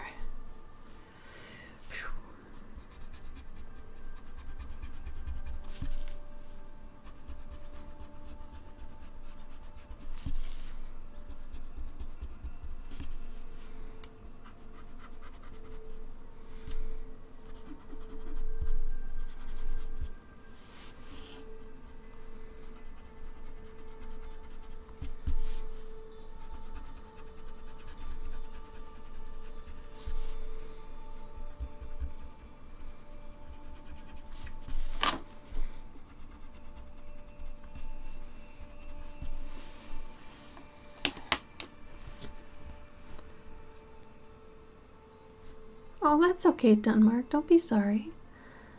Thank you. I appreciate that.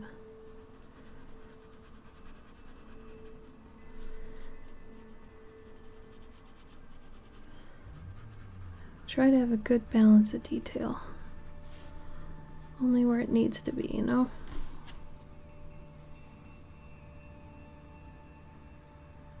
Ooh, nice cat. Hell yeah. It's funny you say that too, because I decided I'm gonna start going back and doing making my tarot deck. Because because I had stopped doing that for a while, and then I got on doing the Bickerborough series. And then I was like, why can't I do both? So I decided that I'm going to kind of go back and forth with doing a Bickerborough and then doing a tarot card. Because I've got 3 or 4 done. No, I've got like 5 done. I've got the Lovers, High Priestess, Hermit,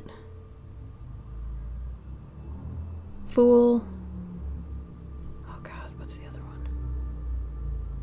Hangman.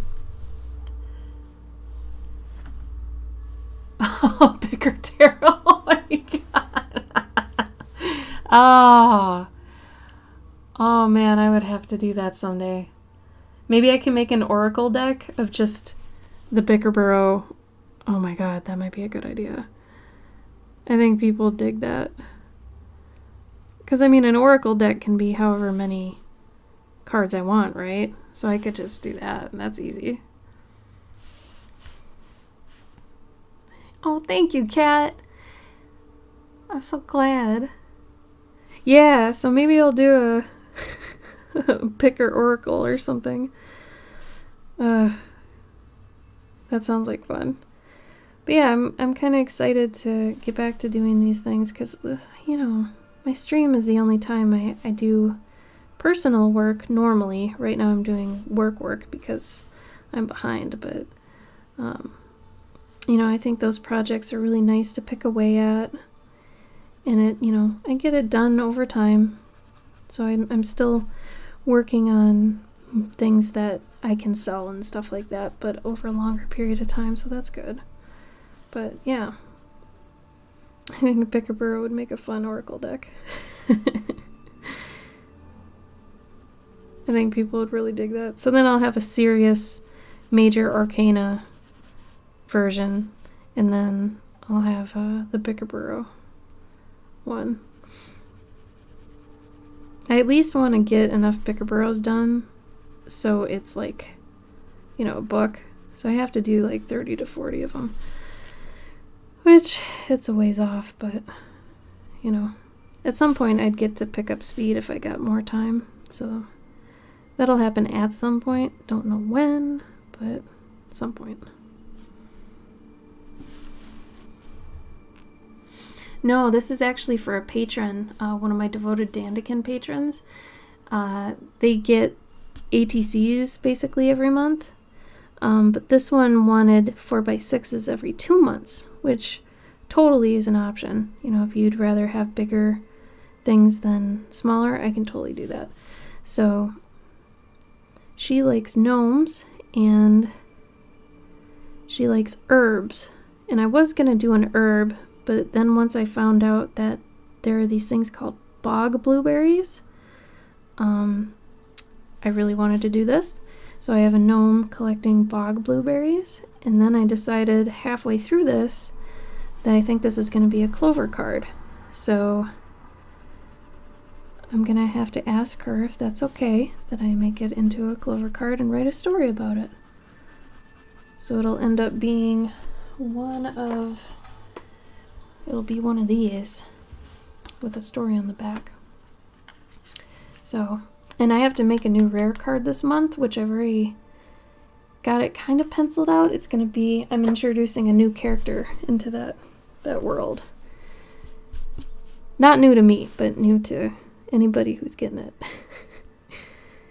You might have a inkling who it is, but... Oh, thank you, Denmark. I'm glad you like the water. It'll get better, too, once I add the little shiny bits. It's my favorite part of doing the water. It's the shiny bits. I'm glad you like it, though. But yeah, this isn't personal, and this isn't personal. These are for patrons.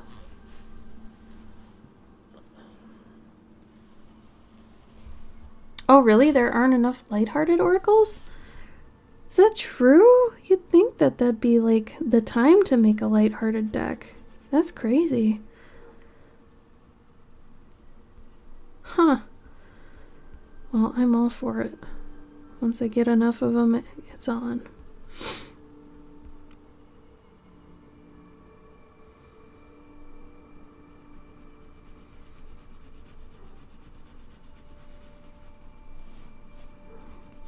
Always gotta look and see, is it my light blending finger or my dark blending finger? It's my dark blending finger.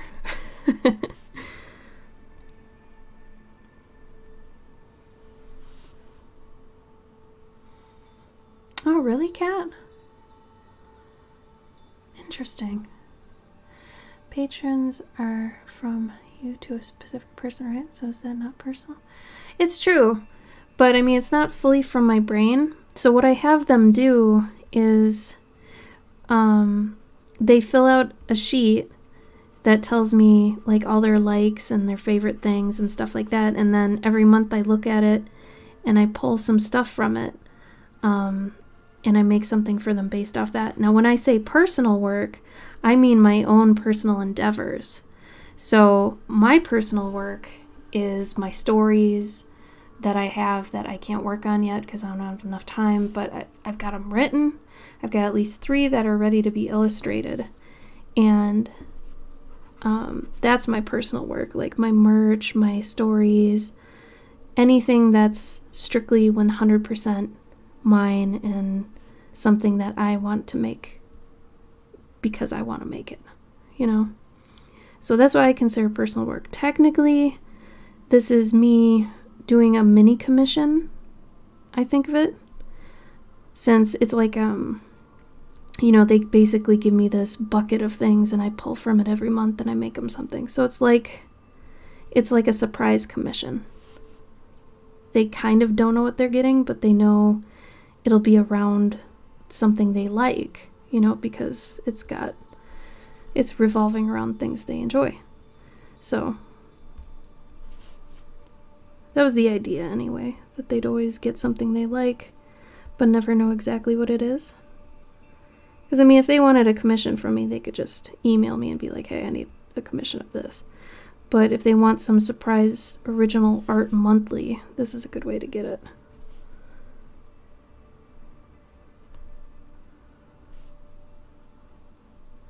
And that tier, I wouldn't mind opening up to have more slots if I got more time. Like, once I finish a lot of the outstanding pet portraits I've got, I really wouldn't mind opening up for more. Because I've got three people on a waiting list that want to get on the tier, so. Yeah, personal to me. Monday's your kitty's 1 year gotcha day. Oh man, happy gotcha day, kitty. Yeah, Denmark, you get it. You know what's up. So right now I just do what makes the money. And hopefully I can make it so my Patreon makes more money later on, so I don't need to get like a 9-to-5 job again. Because honestly, I'm really liking working for myself for once. But, you know, if I don't make a certain amount by the time I'm caught up, I'll probably have to go back to getting a regular job, and I don't know if I'll be able to do that and have a Patreon, so we'll see when that day comes. Because that would be very sad. I really enjoy my Patreon. I'm doing things for folks.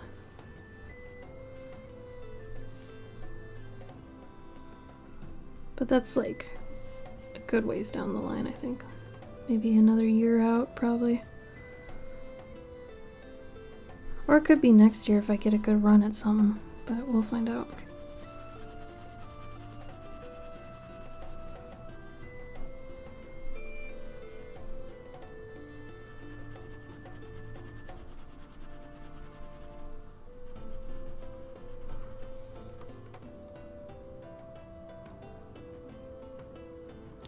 Do I go more elf-like in December?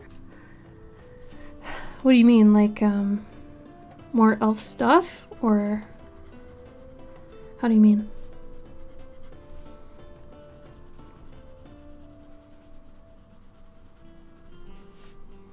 Oh, thank you, EB. I always love hearing that from you. You're so sweet. And I'm so glad you like it.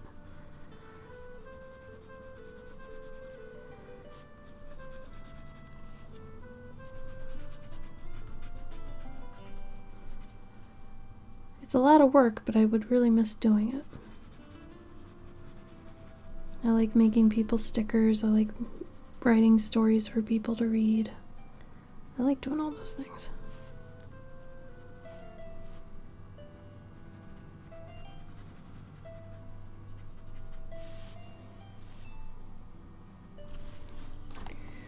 This might be a bit...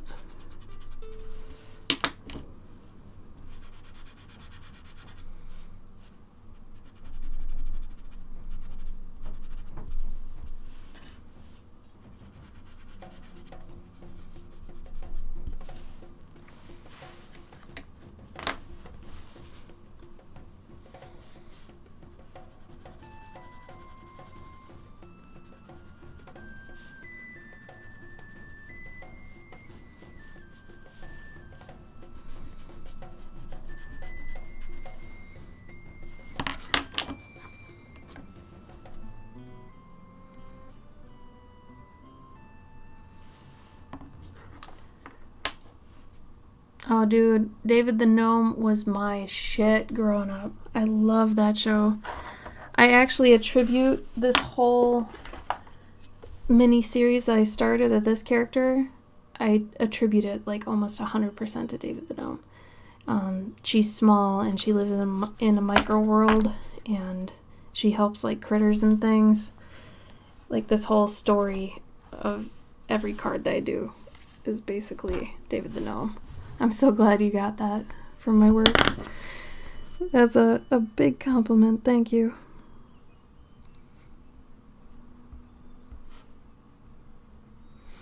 I love David the Gnome.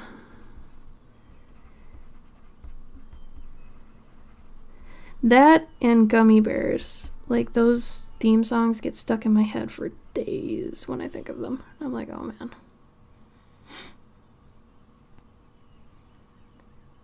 Denmark, that's basically the one. Yeah, David rides around on his Fox Swift.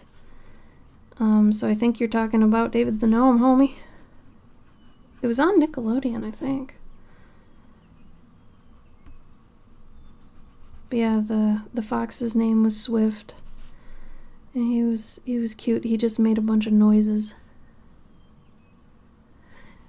No, the Curious Collector tier is separate, but you can get both if you want. You just add on the Clover card amount when you join the Curious Collector tier, and then you get both. Because at a glance, then I can be like, oh, this person gets both, and not just the one. And then you also get all the digital rewards, too.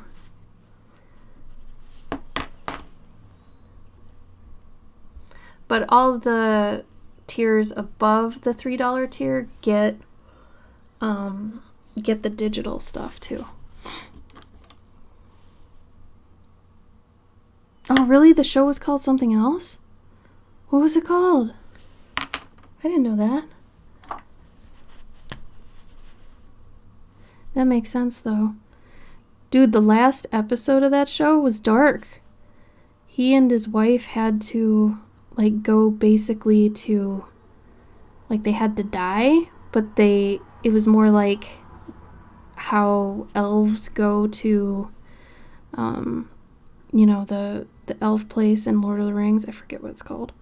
It's kind of how they kind of just go to this land that's the afterlife, but it's like not the afterlife. Like they didn't die, but they did die, that sort of thing. So like his wife cries at the end, and it's really sad.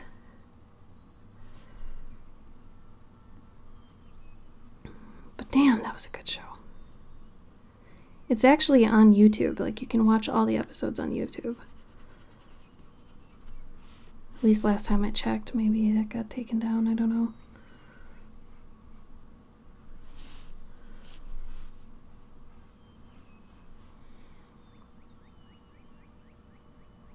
Exactly, yeah. And that's really what I've tried to do with this little character as well. I mean, this is Cloverkin, basically. So that's why I mean, she helps animals, she, like, collects snail goo, she has bug pets, She rides a hamster, all that kind of stuff. So, rides on moths and black-capped chickadees, helps baby minotaurs. Each one of those cards has had something. So, I'm slowly creating lore behind this, so if I wanted to make a story one day, I'll have all of it basically ready. So, that's another reason I do a lot of the stuff I do on my Patreon. It's like groundwork for something later that I don't have time to dig into right now. But it's nice because technically I'm getting paid for it because it's Patreon, but I am doing groundwork for other projects potentially later. So it's pretty nice.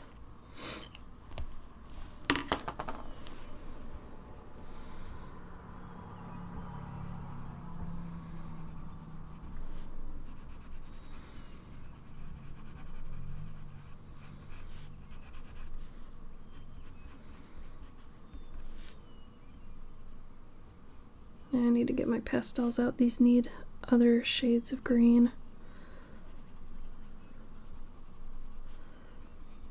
This green is only taking me so far.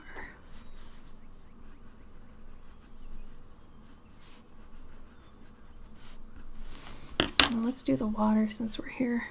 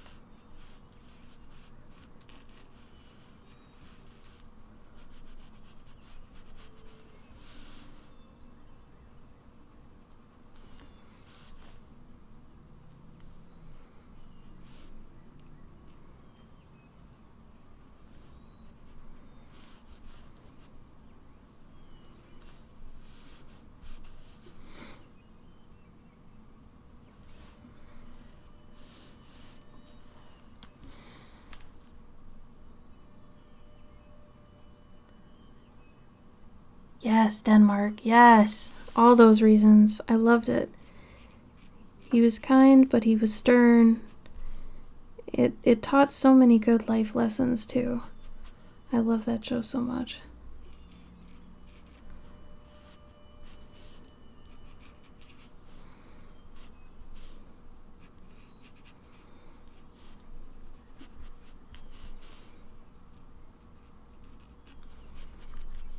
Oh, thank you for saying it looks incredible. I appreciate that.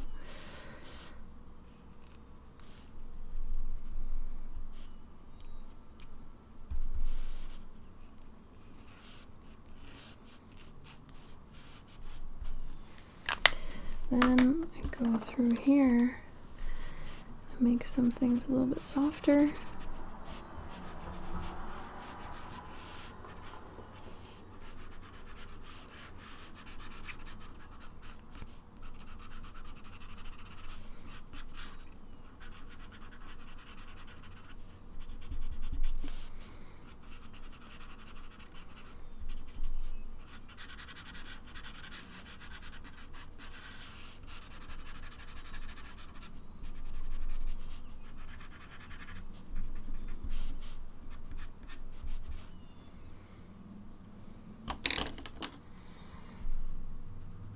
Then you gotta put in some high contrast areas here so that some things come through. Because not everything is light and water, you know. To make things look bright, you have to add dark things. So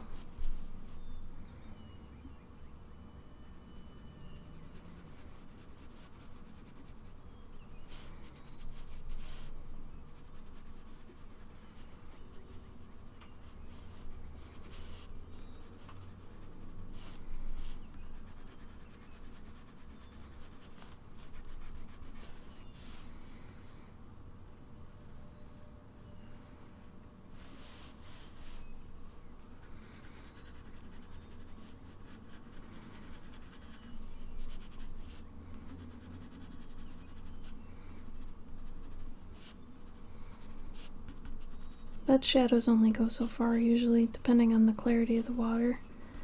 So it's kind of up to you. If you want it more see-through, less see-through, things like that.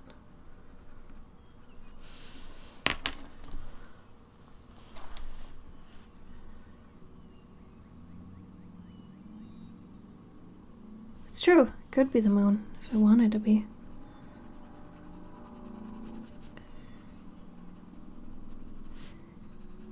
Yeah, well, I guess if I add warmth to it, then you'd probably know it's the sun. But if I keep it cold like this, without adding any yellow or orange to anything, it could definitely be the moonlight.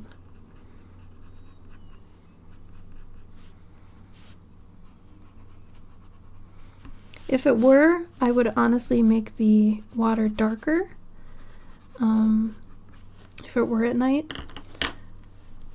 So that's something I would change if I were making it a different time of day.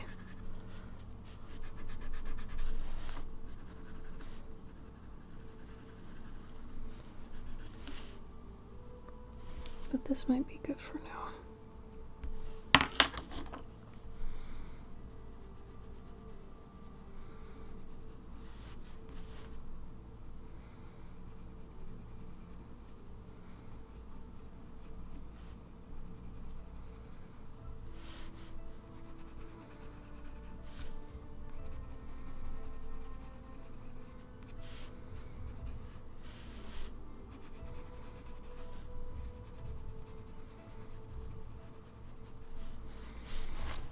Like I said, if I had my other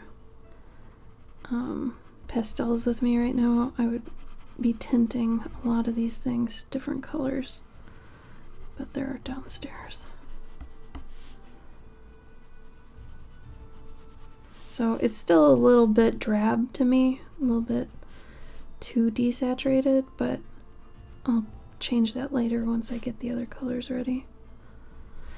But I think he's basically good, minus that stuff.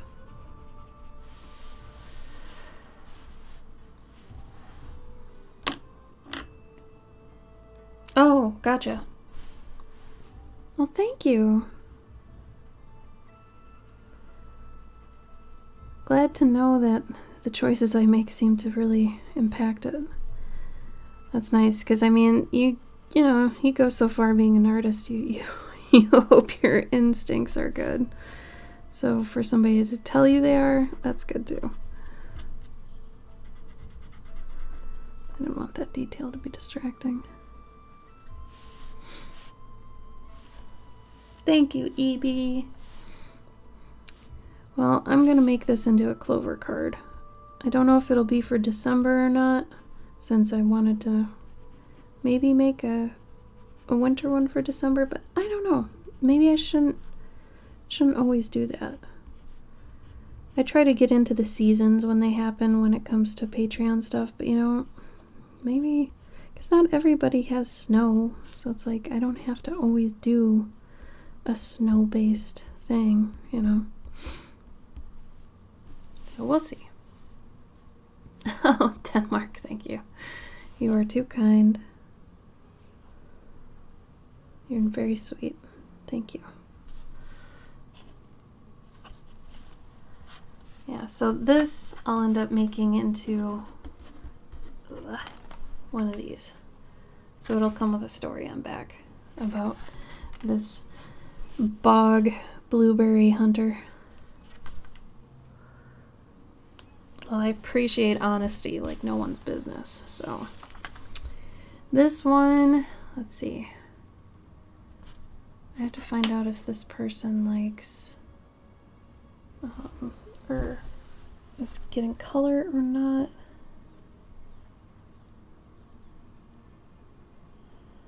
Let me check my notes.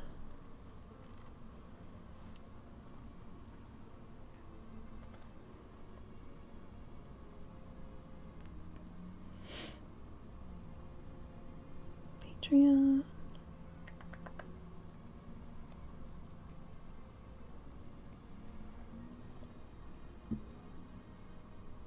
Color. Okay.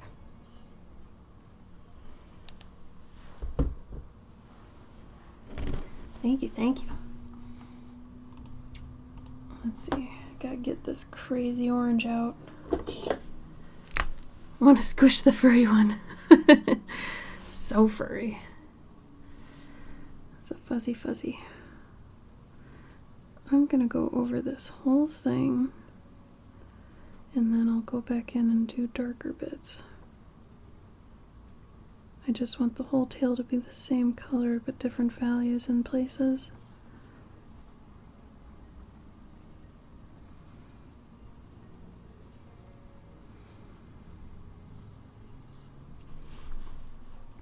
So they have white ears, but the rest of their face is orange.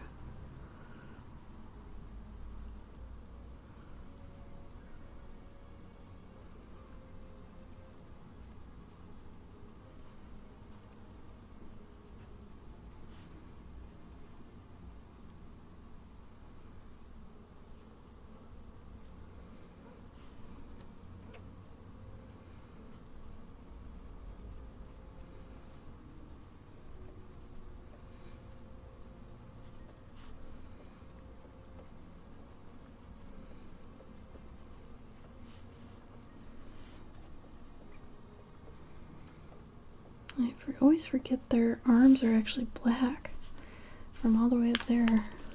So their hands are black.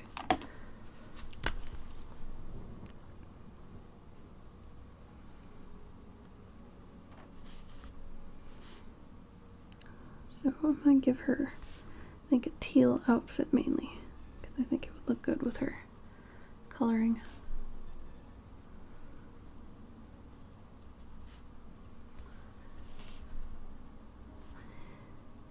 Yeah, pie.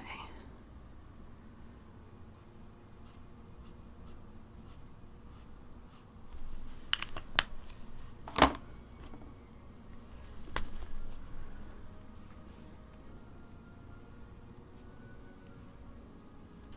think I might just make the top brown though, so it could be many different potential pies.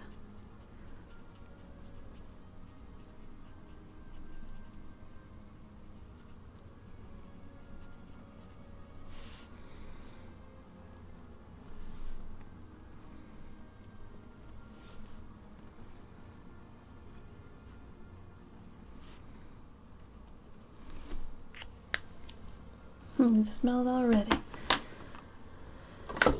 Is that good pie?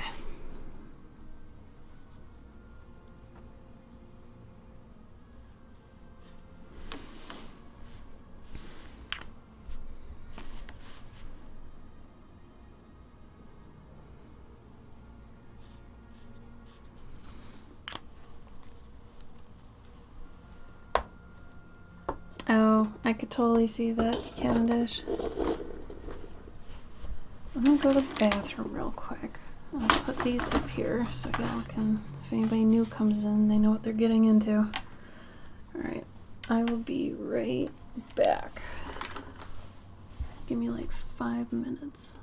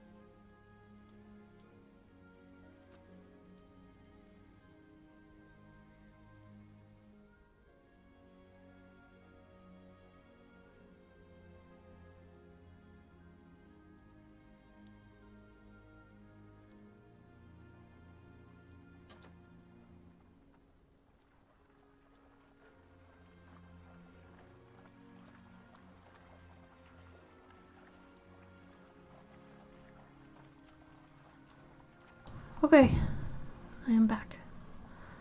Huzzah.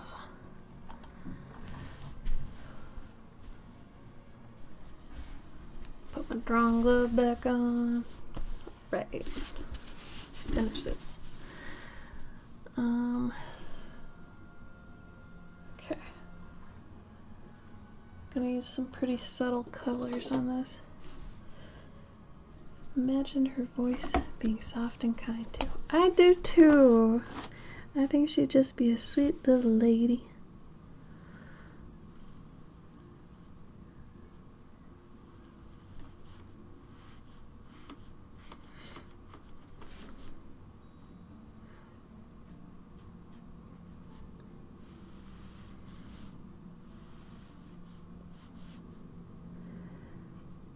I have kind of a weird question if anybody feels like answering it. Is there something that you picked up on a whim, and it could be a hobby, it could be like a sport, it could be a craft, it could be anything, on a whim that now is like an integral part of your life? Like, example, me and markers. Once I was like, you know, I feel like getting good at markers, and then like basically all my commissions are done with markers for the most part. Things like that. Like, I never expected that, but that's crazy, you know? Things like that, I guess.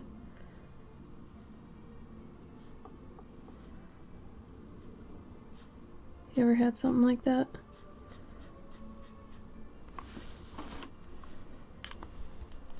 I think I'm gonna do teal for her because it would go good with her orange. Watercolor, really, Kat? Did just for backgrounds for calligraphy, and now it's my main hobby. That's awesome. I didn't know that. That's a fun fact about you. Yeah, I would say it's definitely more than just kind of a side hustle for you. It's like your main thing, and you've grown leaps and bounds with it too. The whole furry thing in my life comes from a whim of buying. That's right. Oh my god. That's such a good story too. I love that, Cavendish. Yeah, I totally forgot that was on just a little bit of a whim. And you're like, this has awakened something in me. I love it. It's so good. Isn't it crazy how little things can change our lives? My Cricut and digital drawings with the iPad. Yes! It's crazy. Like, same with my Cricut. Like, I wanted to do stickers for my Patreon, so I was like, you know what? Maybe if I get a Cricut, it'll end up paying for itself, and now I couldn't live without it. Like, it's great. Almost everything I sell every week is because of my Cricut. Like, I couldn't do much without it, honestly. Stickers are one of those things that is just they're so sweet and simple, but they bring so much joy. Like, I don't know what it is about stickers. But yeah, there's definitely something about them that makes things extra special. It's like a type of personalization that doesn't require too much work, I guess. I don't know. You know what I mean? Oh, fiber arts too, yes.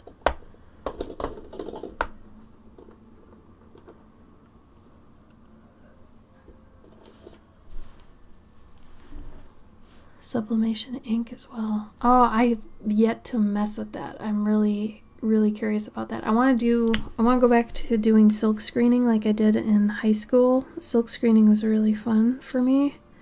I mean, obviously that's going to be a while down the road, but I really enjoyed doing it, and it was always something that was really cool.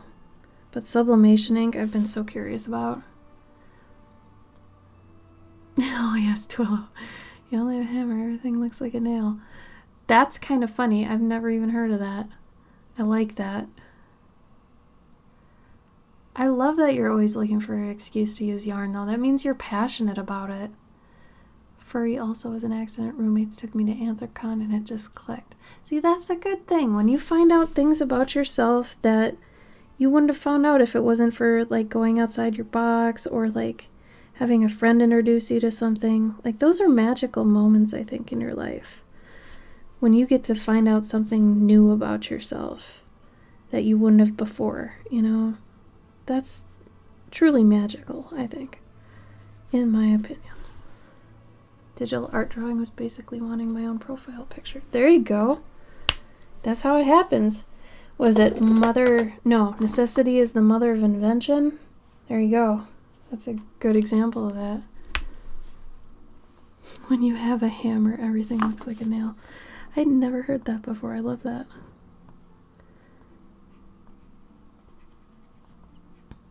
Now that you say that, it's so true, too. Like, if I had a hammer, I'd want to, like, pound everything into the wall or whatever.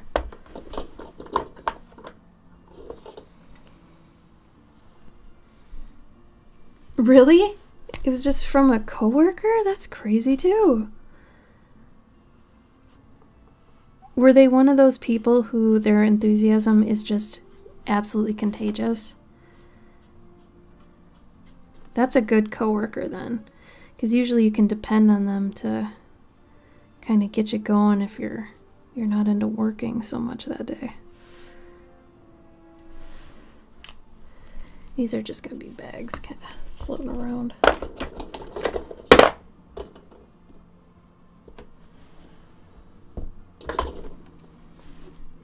Oh, I love those kind of coworkers. I gotta admit, that is something I kind of miss. Being, I guess, I don't know, my independent artist, freelancer, whatever, is that I don't really have coworkers. I mean, Gabe, I guess, is my coworker technically, but it's just me. And I mean, I love working alone though too. Like, I can almost make any situation work, luckily, but having coworkers was pretty fun. Like working at a game company when I did. Pretty fun. I was very lucky that all the coworkers I had were basically my age, and we all just kind of didn't enjoy the higher-ups, but we would all have fun because we were all around the same age. And I don't know, it was a good time. One of those magical times in your life.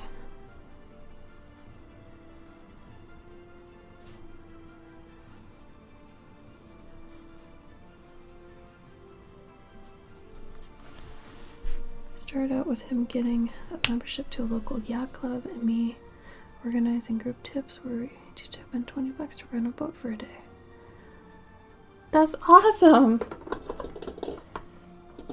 So then eventually you literally got to know the ropes and you were able to do all that on your own? Or do you guys all kind of still hang around and do the sailing thing together?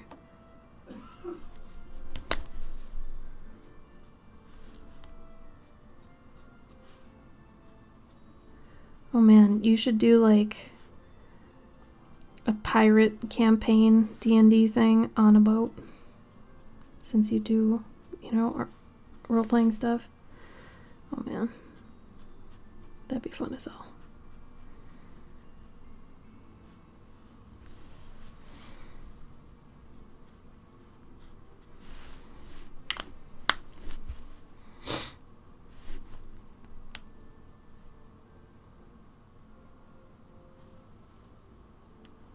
On a boat? Cool. That's cool. I love it. What a fun thing. I'm not surprised. You're a smart and resourceful individual.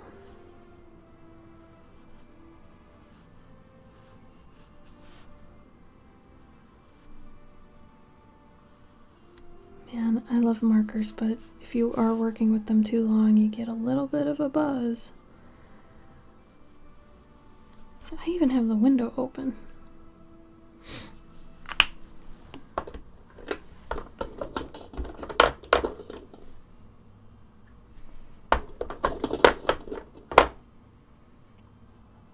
Where is my yellow? There it is. What is going on here? Dude, no. Incorrect. Go over here. Go over here. God. Alright.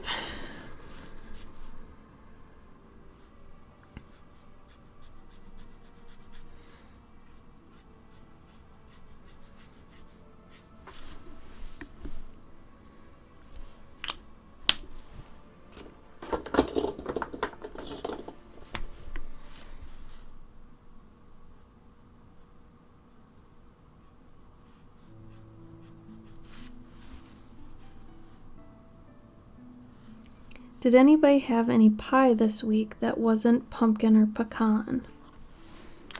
And if so, what was it? So I'm curious.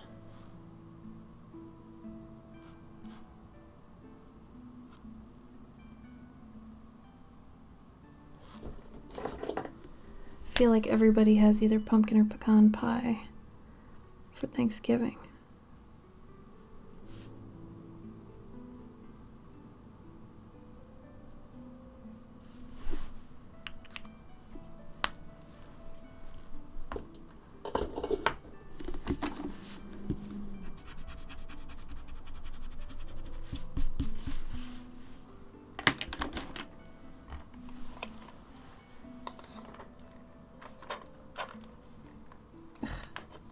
Of course, my camera shy pencil sharpener doesn't want to really work.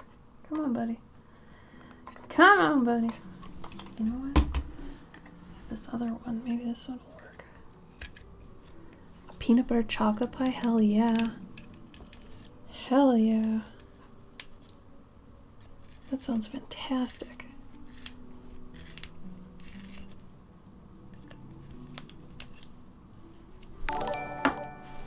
Oh, Krissa. Hi, Krissa. Thank you so much for the raid. How are you, Krissa? Cherry pie.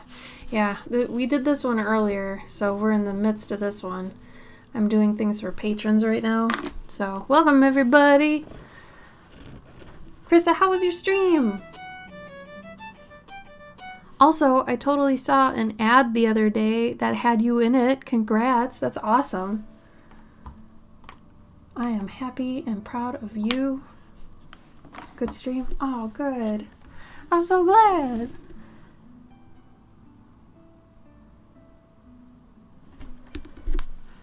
Well, welcome everybody. I am Cloverkin, and I stream on Saturdays at 2 p.m. CST, so basically 3 hours ago I started. Typically I'm actually doing watercolors on my stream, but this is kind of an off week. But I do things like these sorts of things. These are prints of watercolors I've done on stream, but they're all cards you can get on my Patreon. They come with stories on the back of the illustration on the front. This one's gonna be one, I think, in a month or two. But, oh, thank you, Krissa. I love yours too. Thank you so much for the raid. I hope you get good rest. Something about streaming always takes a lot out of people. Even me, man. Like, afterwards, I'm usually ridiculously hungry. Really, really hungry and so tired. It's a lot. Oh, I usually have a camera too, but today I've got my little avatar instead. So, post-Thanksgiving stuff, you know. But, if anybody has any questions on anything, let me know. But, otherwise, right now we're just doing this little red panda baker lady. It looks a little blurry right now just because the markers just, oh man. They tend to blur all the lines, so I will go back through and I will clean it up and erase it and all that stuff. All that goodness. But feel free to share your art stuff if you've got like social media accounts, if you want to show art that's very you, what you're about. We also have a Discord, whole bunch of stuff, but we're very link for like sharing friendly here, so feel free. What else? What else? What else? What else? But yeah, our community is very chill, very just warm. I like to think we encourage each other. You know, there's no real, I don't know what you call it, never discouragement of any kind, you know. It's usually just, hey, you like doing the thing, do the thing more, you know? Do what makes you happy. I mean, why not, right? What's something that makes you happy lately? Is it playing a game? Is it playing an instrument? What's your thing lately? Oh, thank you all for the follows. Flalalson, Lacole, Tigo, thank you so much. Trying Dora more stylized, but haven't found your footing yet. You will. Keep at it. You'll eventually trip over something and that'll be your thing. Typically when I'm talking to people about, you know, how you get your style and all that, style is a combination of things you exclude and things you include with your work. So if you're like, man, I really like drawing ears this particular way, then you end up doing that and that becomes part of your style, you know. Same with mediums. Like, the only way to find out what mediums you like the most is to just screw around with all of them, you know? Like, for me, I never thought that markers would be, like, my main hustle, but here I am, and most of my commissions I ever do are in markers and pastels and colored pencils, so it's kind of crazy how things happen, but if you're ever curious about, you know, working with a medium, go for it. You know, do art on, I don't know, paper towels, toilet paper, figure out what works for you, what you like to do. And if it's not a popular way of doing things, don't get discouraged. Because honestly, it could be the next big thing, you never know. But making sure that you're working the way you like to work and being happy doing the work you're doing is the most important thing. Not if it'll catch on or not, or if it'll get popular. Just make sure you're always doing what you want to do and you'll never be unhappy.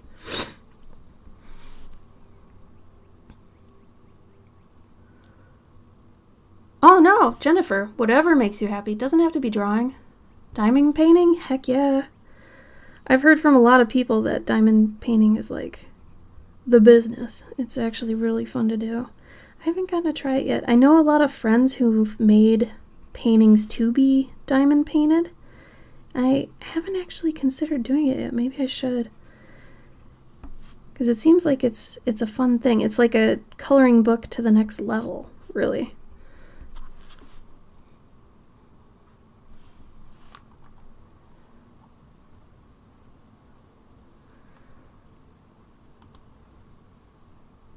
Oh yeah, your stuff is nice. I like all the color you're using. There's so much color, it's so bright, so happy. I really like your still life of the coffee and, what is that, cream puff? Scone? Sorry, my screen's really tiny. Oh, and you did one. Oh, the dog is cute. These are great. Keep going. I mean, like I said, it sucks because you have to do a lot of things to figure out what does and doesn't work. And it's frustrating. In the beginning, it's so frustrating. And, you know, later in life, you have to do it again. You know, you'll get to a point where you figured out everything. You're like, yeah, Liz is great. And then you'll ride that for a while. And then you'll get to a point where you're like, wait, this is getting kind of old. I need to do something new. And then you'll go back on the hunt again, you know. Art is kind of a never-ending cycle, you know. And it's always about searching for what makes you happy at that moment. So if at the time you're in search mode, don't get discouraged, just keep searching. You're just in search mode time. You know? It's like a part in a game where you're not exactly on the main quest, you're doing side quests, but you know, you'll get back to it in time. You'll get there. I also draw, but I'm not good at it yet. Oh, that's fine, Jennifer. Thanks for the follow, D-Rod.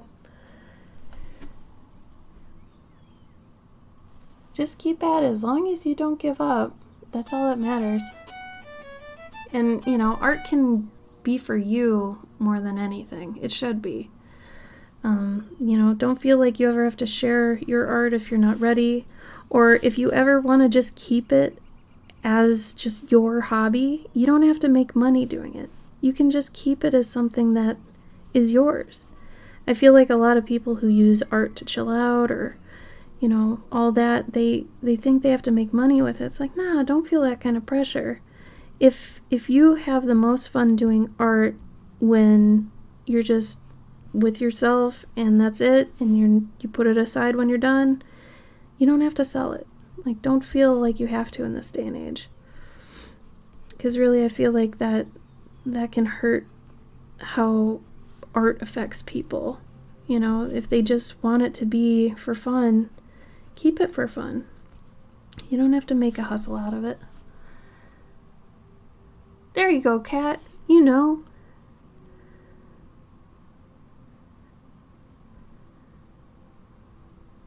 The process, not the outcome. Very true. I feel the same way whenever I'm doing something, personal work. These are for people. These are for my patrons. But when I'm doing my personal work, if I'm doing a piece, I feel like it's for me while I'm making it. And then when I'm done with it, I'm always okay selling it because then I feel like it's kind of gone through its process with me. And now it's meant for someone else. So that's kind of how I get ready to part ways with my art. I never have a problem selling it now because I've gotten so used to the idea that it's for me while I make it.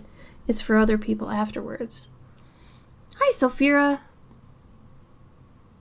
Yeah, commercializing art has made me not like doing it. I can totally understand that. Absolutely understand. Do not ever feel guilty for that either, you know? I know so many people who they lost their love of art because they just felt like every time they did it, it was just something had to become of it. And it's like, no, nothing needs to become of it. You do what you want to do with it. It's for you. Art is for you. And if you choose to make something out of it and you do want to, like, you know, like I've got a Patreon. That's kind of my main hustle other than doing pet portraits, but I make it a fun thing that every month I love doing the things I'm doing. And that's the point of finding the things that make you the most happy, so you know what you can do over and over and over again and not get tired of it, not get sick of it. And that's kind of the point, you know, but you got to find those things, and to find them you have to experiment, and that can take a while. I remember getting very frustrated during that time. And I know that time will happen again. I mean, you know, you can't really avoid it. But in those instances where you've got it and you're holding it and it's good, it's good.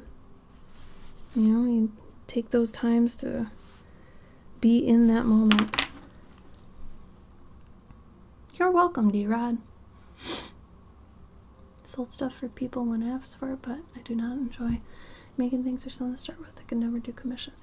Yeah, it does take a certain mindset. I have friends who absolutely refuse to do commissions, and that is absolutely totally okay. It's like there are people who like to stream, and there are people who like to make videos. There are people who like to do recorded videos. There are people who like to just do like comics. You know, you have to figure out what suits you best, because not everything works for everybody, you know? Oh, Eddie, better late than never, my friend. Thank you for joining. Yeah, don't feel pressured by anything. I know the internet really just sucks for that. And just tons and tons of pressure all the time from all angles. Whether it's for your job or for your hobbies or for gifting, or I don't even know, man. Like, there's just so much out there that is just pressure, you know? And you can't let it get to you. If it does, just know it's natural. Walk away from it. Know the internet and its effect on you isn't even real, you know? It's just so weird. The internet is just a crazy thing. There is a world outside of the internet, and you can exist outside of the internet. It's okay. It's difficult, but it's okay, and you can do it. It's possible. There are artists that still exist outside the internet who have no internet presence, and they still do well for themselves. So if that's you and you don't even like the internet, you don't even need it. Just fly away. Get away from it.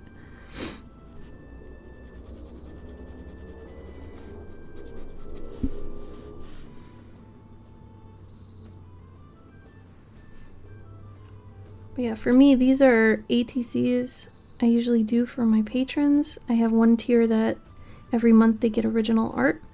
So I have them fill out this sheet that tells me their likes and their favorite things. And then I go down the list and I figure out, okay, this month I could do something with this and that and whatever. So it's like a half commission where they're getting something they for sure like, but they don't exactly know what. And some of them get an actual ATC, which is like, you know, trading card size. So this just has a bleed area around it. So, but some want it every 2 months, which means it's 2 ATCs basically. It's like a 4x6. It's around that size. So that's what this one was earlier. He was a blueberry bog gnome on some stilts who goes and collects blueberries. But this one is a red panda baker lady. She making a pie, which seems fitting considering this past week. How many of y'all had pie this week? I'm willing to bet it's a good amount.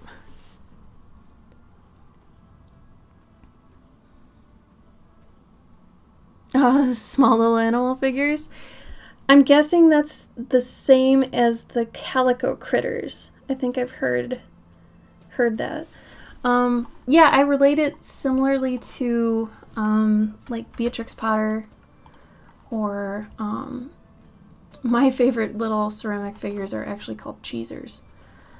But I have a recent series I started. Let me see if I can get a link of it.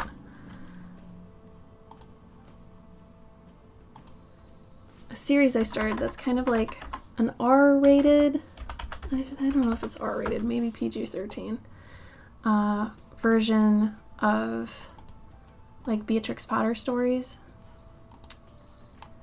Man, it really wants me to sign in. Hold on.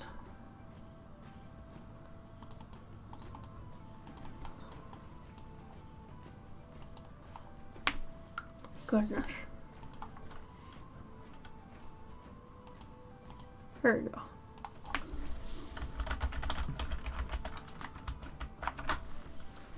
Alright. So these. There is swearing, content warning, just letting you know. But I've been doing those lately, so those have been fun.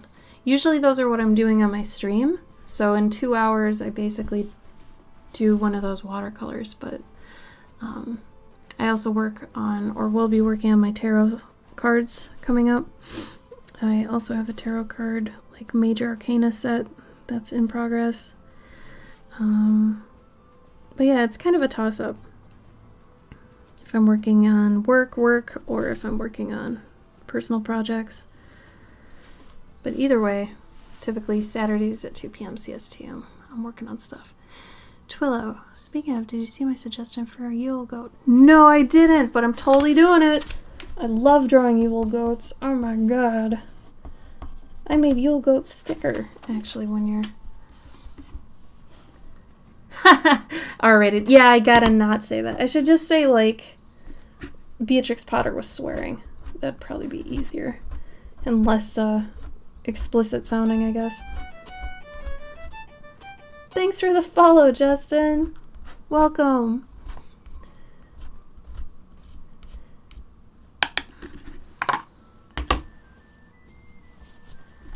could actually do that in watercolor. Twillo, is it okay if it's a little bit after November for that one? And also, do you want it 2x3 or do you want the 4x6? Either way, I'm cool doing it, whichever you want.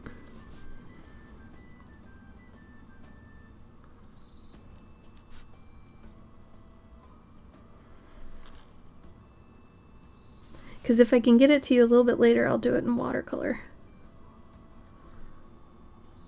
It's just November is nuts.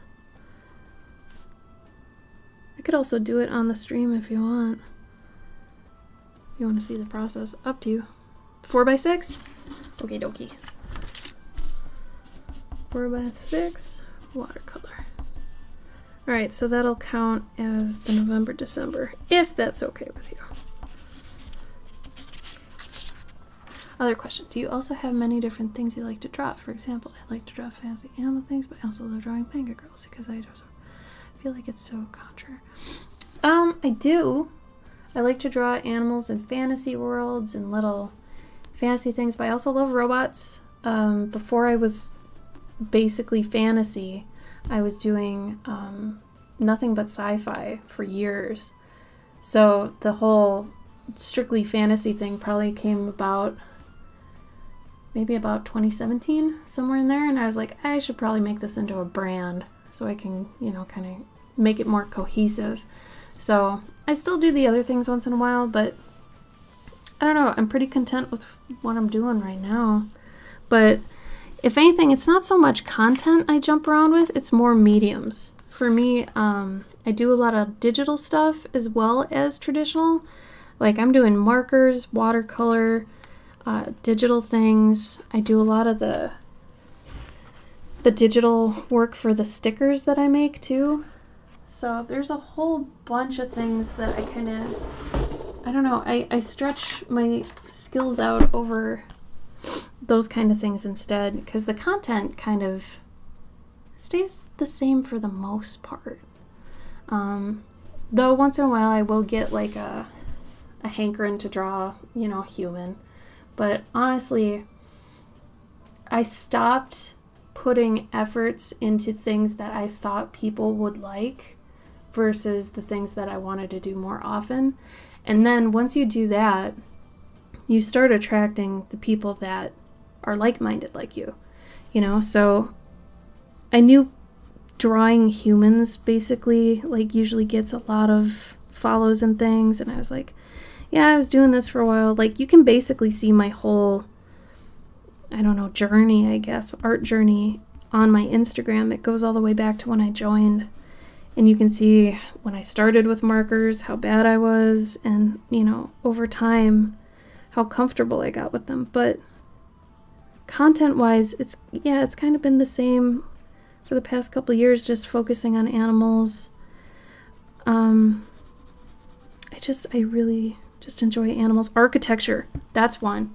Architecture is one of those ones that you'll see kind of creep into my work a good amount of times. Like, I had this whole set of postcards I was selling called Fortified Flora. And, you know, for a long time, it was just flowers that were inside buildings. Like tiny, tiny fairy-like buildings, and it was really fun. And so I was doing that for a while, but yeah, I really do enjoy architecture.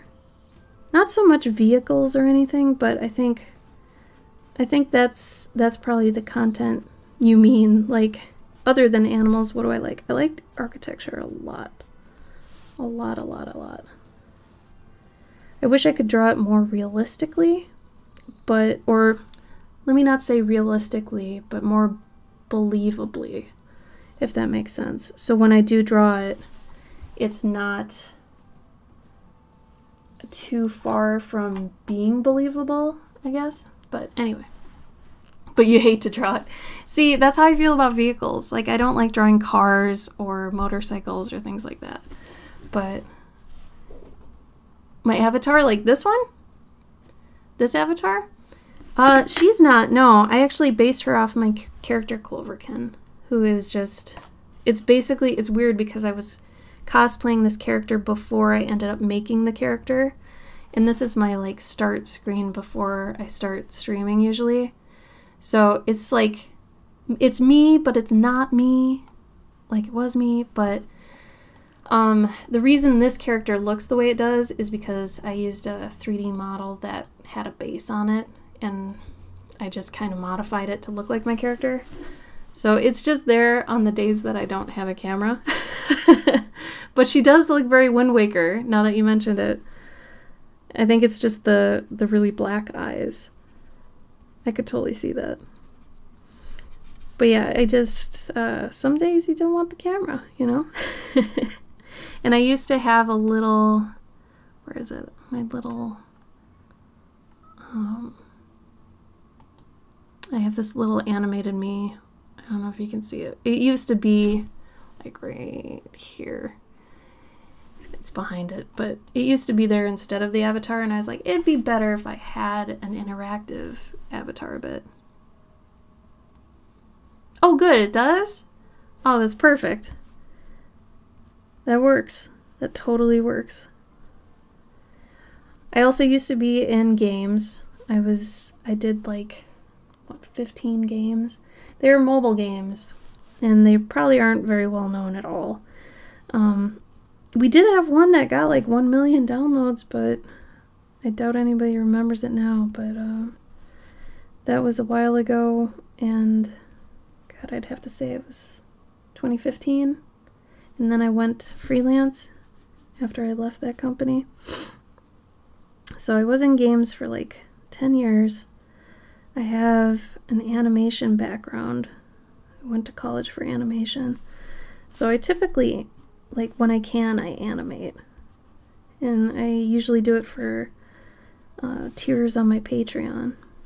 Or for fun if I get a chance. But otherwise, I'm just doing this kind of stuff. Typically. My main hustle is pet portraits, funnier enough. I do your pet in armor portraits, which I translate pets' personalities into D&D and RPG classes that suit them. So I have this fun questionnaire I call a paw reading that I give to people. And then I do an assessment based off that and let you know, well, your dog seems like a paladin for this, this, and this reason. We can add in this as like an Easter egg for you and have them have their toy here and this, there, the other thing. So, oh, Sophia, you remember the command. Nice. Thank you. Oh, and Justin, thank you for the follow. And the fact you follow me on Instagram. That's awesome. I appreciate that. But yeah, those are kind of my bread and butter, I guess, other than my Patreon. But I also just do commissions here and there. But ultimately, I've got stories written, and I'm a storyteller at heart. That's why I have so many storytelling things on my Patreon. But I've got books I've done. This one's a kid's book. But I've got a bunch of stories I want to illustrate, but I gotta get to the point where I can actually literally afford the time to do them. Which is gonna take me a little bit, but that's okay. Some things take time, you know?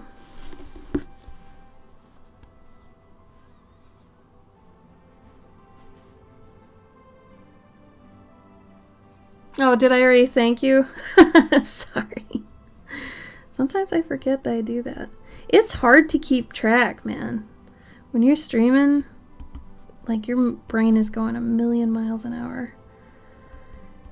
I used to stream a lot more too, so my brain was mush way more often. I was streaming like 6 or 7 days a week. Sophia was there, she knows. But now it's down to just once a week. I'd like to get back to it, but you know how things go. Not everything works out the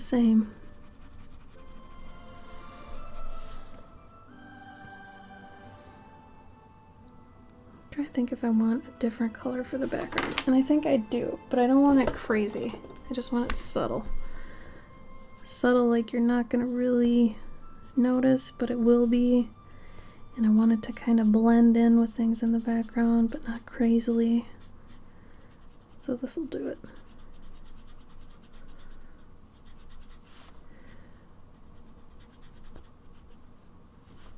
Alright, so next weekend, providing I get my work done enough to allow myself the time to do it, I'll be doing a watercolor. But we'll see where I land. 'Cause sometimes, man, things just happen, you know?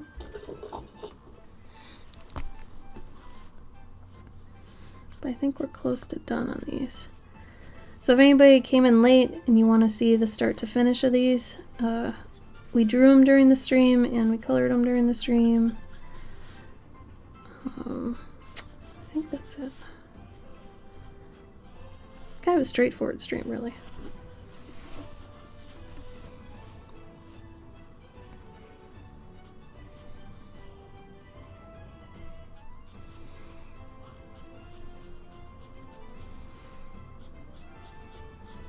Kind of do a little bit of a vignette, maybe, on the bottom.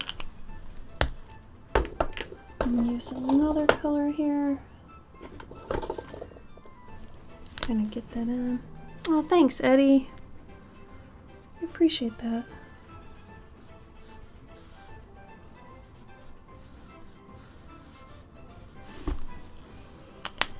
Alright. I know the edges look like crap just because it's going to end up being cropped, so you'll end up seeing it like, you know, it'll look better once it's all cleaned up. But same with this one. Like you can see, it'll look better once it's there. But these need some color popping, which I will use with pastels. But what markers am I using? I am using mainly Prismacolors, which sadly you can't really get anymore singular. They went to selling them as sets. But I do have like 5 or 6 Copics. I typically don't use them as much because I don't like how they're shaped and they smell way worse than Prismacolors. Honestly, I don't see much of a difference when it comes to their quality. They feel very similar to me. So I kind of use both, and depending on what kind of a color I need, you know, if Prismacolor doesn't have it, then I'd usually get it from Copic. But with the fact that Prisma doesn't really sell singulars anymore, I think I'm gonna have to start switching over to Copic. Oh, no worries, EB. You know you're good to show up whenever you feel like it. I know you try. Oh, thank you, Eddie. I appreciate that. It's not there every time, only when I don't have a camera, but I really appreciate it. That's very sweet of you. Truthfully, I made her a bit quickly, but you know, you gotta do what you gotta do. So if anybody is interested in like physical Patreon rewards and things mailed to you, little stories every month, I have 2 tiers on my Patreon that have stories and images with them. One is the Clover card tier where you get cards. You get a rare card every 2 months or 3 months. It's like 2 months, I think. And then every month you get one of these type of cards for sure that have one of my paintings on them and a story about it. And this one will probably end up being one. It'll end up being more colorful. Obviously, I'll do some digital magic to it. And then these rare cards are all in the same universe with the Clover King character. And then my other tier has, let me see if I can get the stickers. It comes with a set of stickers as well as lore about a creature I create. But I'm not finding my stickers anywhere. Oh, God. Of course, when I need them, I cannot find them. You can actually look on my Instagram, too. Here's a good example. Those guys. So last month was the Korvox, which was this little crow guy. So you get a sticker set like that, but you also get a story like this about that creature that I created. So this is more of a bigger lore thing and a bigger like pack you get, and you can get both too. Details are in the Patreon post. So, oh EB, I love you. Thank you. So Patreon link is below the video or here. But I also have digital rewards too that everybody gets. If you want a skimmed down cheap version of it, that's only 99 cents. You can get that on Instagram.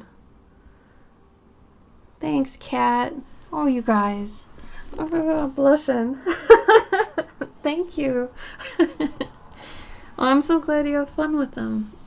They're a joy to do every month. Seriously, I love doing everything on my Patreon for everybody. It's so much fun. I never dread it. And I really like doing packaging. Does anybody else like shipping things? I love shipping things. I feel like everybody I talk to is like, oh, I hate shipping things. I hate doing the mail, blah, blah, blah. It's like, I get it. It's a lot of work. I totally get it. But man, I love it. I don't know why I like it so much, but I totally do. Something about physical mail and like just the idea of messengers, and I don't know. That's probably just me. Totally probably just me. Let me give her some gold around this bottom. Let's fancy this hoe up. Get it. Yeah, you got some gold on your cuffs. Yeah. Look at you.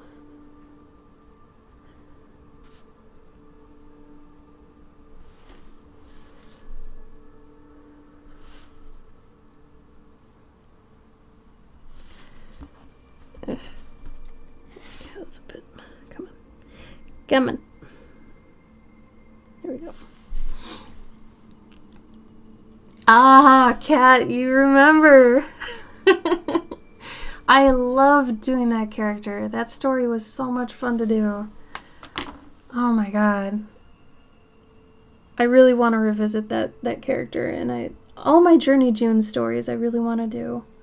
Like, I want to finish them up, and I actually want to, like, polish them. Make them finalized. And if anybody wants to read a quick story, you can find one on my highlights on my Instagram.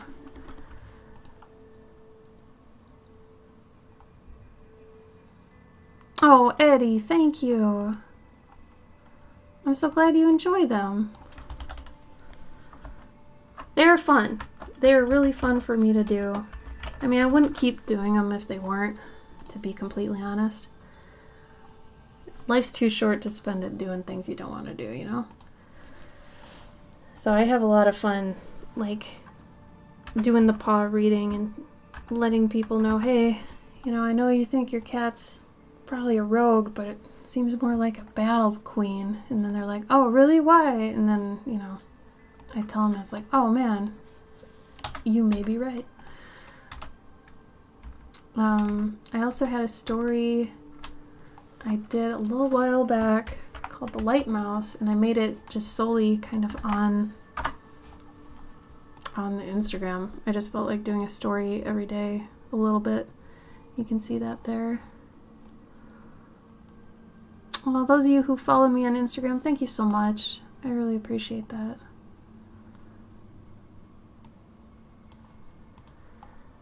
Also, if anybody else here streams, feel free to put your info in the chat. Like I said, we'd like to kind of cross-promote as much as we can. Oh, D-Rod. The brush nib is like I would say if you really want to get into markers, this is almost like a must in every sense, like both for Copic and Prismacolor, because the flick motion is how you get gradients. Let me see if I have a piece of paper around. So if you got the chisel tip, I mean, it's good if you're doing things like architecture, straight edge things, lots of inorganic stuff.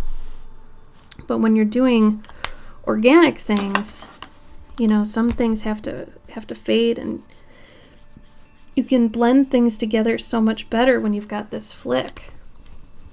And the brush tip, the chisel doesn't really allow for it.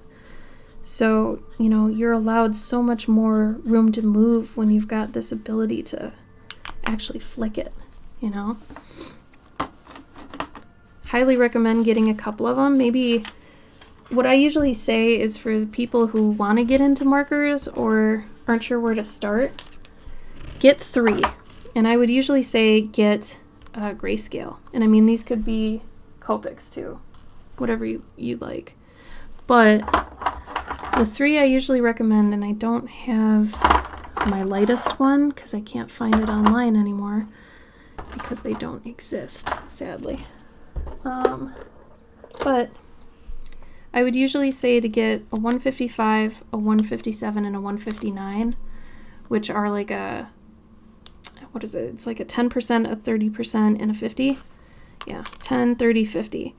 And this gives you a good enough range where you can, you know, you can really play with a lot of gradients and do a lot of foreground, background, middle ground things with just these colors. And then once you get used to this and how they work and you're feeling comfy with these, then you can absolutely, you know, get a couple more. And that's really how you end up building this kind of color palette. And to answer your question, yeah, I do typically use a color palette that I've set aside. I only use around, what are these, 48? Kind of around 48 colors. I've got a tutorial up on my Patreon for those that are interested of my markers, how I use them, how I got them, you know, how I go about picking the colors that work with things. And really they don't end up this drab. I end up taking pastels, and like I'll take probably to this one a blue and a pink, and around the really lit areas I'll use a pink, and in the shadow areas I'll use more of a dark blue, and that'll really round it out a lot more. And then I can also add some yellow inside the leaves so they look really translucent. But I didn't think I'd get this far during the stream, so I don't have them with me. They're downstairs. But I'm sure if you look back in some of my streams, you can find them. I'm also simultaneously streaming on YouTube too. So if some of you are like not really keen with Twitch, you can always watch at the same time on YouTube, and the comments still come in here.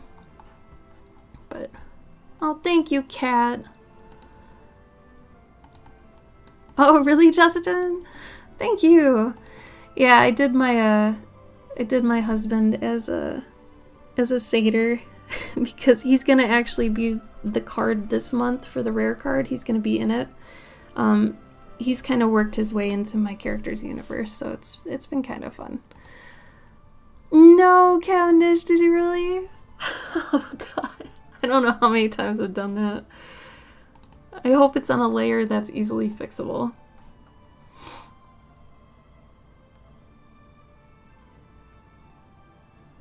Oh god, yeah, D-Rod. So that's another thing too. Like, anytime you're starting a new medium of any kind, I usually get a couple things. I never buy a set anymore because I just find out if I didn't like it, that was like $50 down the drain or something. So like, say you wanted to start using watercolor or gouache, buy like 3 of them. Same like I said about the markers, because then you've bought like $10 worth of materials. So if it doesn't work out, you've still got, you know, most of your money. But then if you do end up liking how it works and how, you know, you can manipulate it, then definitely go get some more, add some more to your collection. That way too, you get the colors you want, because I don't know how many times I've bought a set of something and I hate 75% of the colors. You know, I don't work with really high contrasted colors, so everything is basically high contrast and I can't deal with that. Does my universe have a name? Not really right now. I have a lot of separate story universes. Like if you haven't heard of Journey June, I do have to pimp my monthly challenge really quick. Journey June is a storytelling challenge that's geared towards artists. So if you're somebody who's really struggled to start writing, but you're an artist or just someone in general who wants to start telling stories, this is a fantastic way to start. What we do is we broke down the hero's journey into a 30-day challenge. So by the end of June, or whenever you want to do it, you could do it any month of the year. We don't take anything down, so you can do it whenever. By the end of the month, you have a full story, complete with an arc, characters. It's the hero's journey, so you're guaranteed like a stable story as long as you adhere to the days and what we tell you to do each day. And each day we do say, okay, so this day you're going to want to do, show this character doing something related to this part of your story and, make it clear that this is the focus, something like that. So we make it so you basically fill in the blank. Let's see. Here's a good starting post. Yeah, so you can kind of see here, these are the breakdown prompts, but then we also have expanded prompts, and we have a level 1 and 2 as well. So if you scroll down on here, well, actually you could see on the Instagram.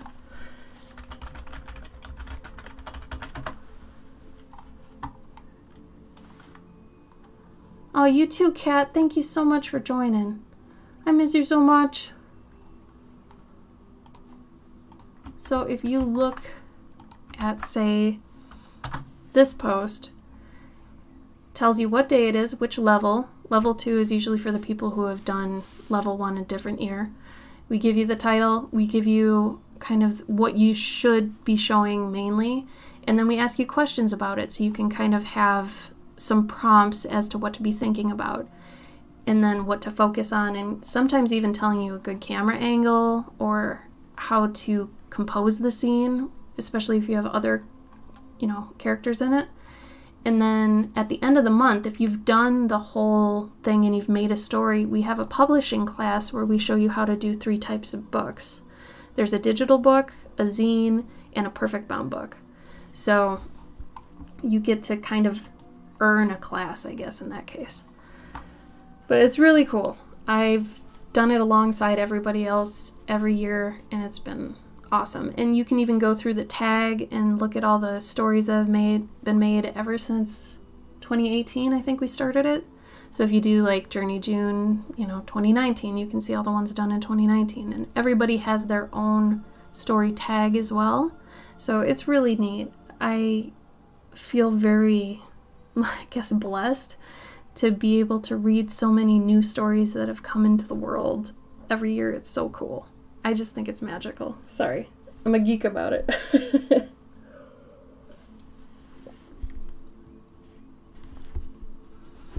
Oh, I've got a digital perks tier, D-Rod. It's the $3 Loyal Leaf tier. It's not really like digital prints. You get wallpapers every month. So it's like you get that, you get some tutorials sometimes. Every month I do process gifts. So you'll see like the pencil, the flats, the render, and the final of things like this. And then there's a lot of unposted art I don't do. Like I might not post all my ATCs that I do for everybody online, but you get to see them as a patron, stuff like that. So, well, thanks, Eddie. I'm glad you liked the idea. And I'm glad you liked the light mouse. Thank you. Oh, Cavendish, no. Thank you, Eddie. It's been great. It's been really rewarding, I think, for us and for those who haven't been able to finish a story, because we used to be there. My husband is a comic artist, and he's been in the industry for like 20 years. Here's his info. And he... Sorry, I got confused by why it said my name on his thing. And him and I both thought it'd be great to figure out a way we could help artists actually finish a story. Because once you finish one story, it's so much easier to do any story after that. It's that first one that's really scary, you know? And I think it's really important too that the first story you do isn't that one you've been trying to do all your life. You know, everybody has that one story that they've taken from high school, they want to make it into something. Don't do that one first. Do a practice story. Do it from start to finish. Make sure you can actually do it and learn how to do it right the way you're going through it, and then you can do your story justice. If you do that one story and that's it, it's over. You know, you've done that story, and maybe it's not the best it could be because you weren't practicing doing stories. So wouldn't you have rather done some stories up until that one that you've practiced, and then you can do that one well, you know? So we try to take people through that. And it's kind of grueling. I'd say it's one of the hardest monthly challenges out there. I don't think it's exactly easy, but it is rewarding, you know? And we usually do a hero workshop where we have you create a hero to take on the journey, like a crash test dummy, basically. And then we have you take them on this journey through the month, and then at the end of it, you've got a story, and you can do with it what you want. And then, you know how to do it, and you can take it to all your other stuff. So it's pretty cool, I think. I don't know. I'm biased, obviously. So anyway, I'm just rambling now. We're done for today. Like I said, I'll be back on next Saturday. Feel free to join Patreon before the end of the month to get these, the ones for the end of the month. The Clover cards can't be bought after the month ends, but the Guardians can. So if you really like what this month's card is, it's the only time you can get it. So I'll show you which one that is. That's the Squash Siller. This little fat boy. This one. So if that card looks good to you, or if you like the other creature that I've got going on and you want stickers of it, that's the other tier too. So thank you, EB. I enjoyed having you here today. I love talking to you. Oh, Eddie, thank you. Jake Parker Romans shorter works first, 3 to 5 page stories. I would even say not even a page. Honestly, like pages, even the word pages is daunting to people. I would say if you could just write a story in however much you can, like every month I do a story that's basically a paragraph, right? I think this is a good place to start. It's not scary, and you're able to do it pretty quickly, and then just move up from there, you know? Oh, Saphira. Yes, raid. Oh my god. Pay it forward. I gotta go look and see who's on. Thank you. I always forget. I always peace out so quickly. Let me see. Come on, thing. Alright, who's on?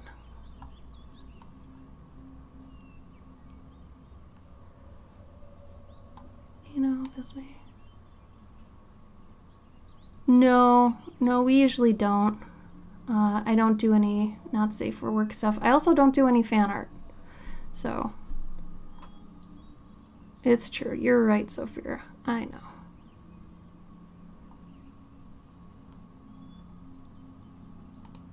Let me see who we've got here.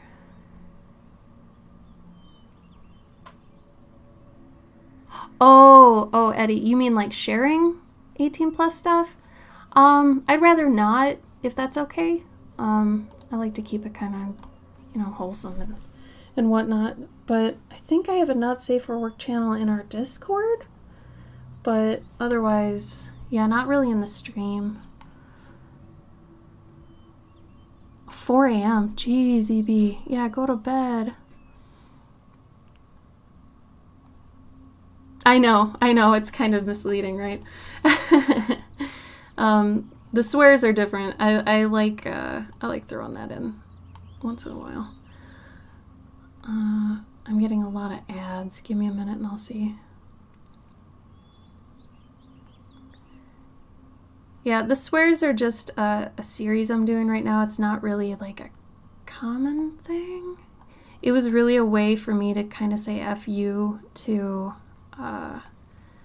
the algorithm in a sense, because nothing had been working for me. I got really mad at just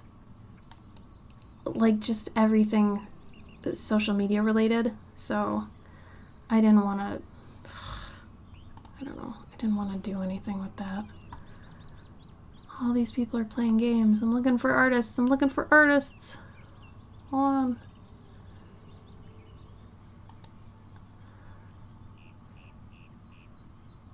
Oh, we could do one with Bear.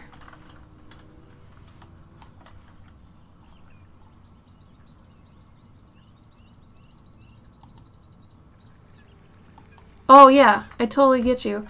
I think... Have you heard of Worthy Kids? I think he does some stuff like that. Now, typically I'm pretty... It's like wholesome, but I do swear. Like, I make cute shit, but I swear. Like, it's... I'm pretty chill. I don't know. But I see what you're talking about, for sure. No, I don't do Not Safe for Work stuff. Let's go raid one with Bear. I remember... Oh, she disabled raids? Right? Okay. That's a good way to put it. I will totally put it that way then. Wholesome plus swearing.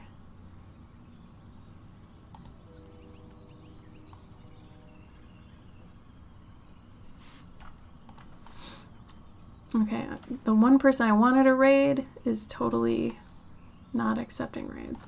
Let's try this person. She seems really cute. Really nice. Oops. Alright, so let's do this. Alright, I will see you guys next Saturday, okay? Hopefully I'll be able to have up my camera. Oh my god. I'm glad she did too. Thank her for me. This music is tabletopaudio.com. It's royalty free. Raid call is Clover Raid. So we will do this and I'll see you guys next time, alright? Thank you so much for being here with me and for talking with me. You guys are great. I hope I've given you some fun visual things to chew on, huh? See you next time. Have a good week, okay? Bye!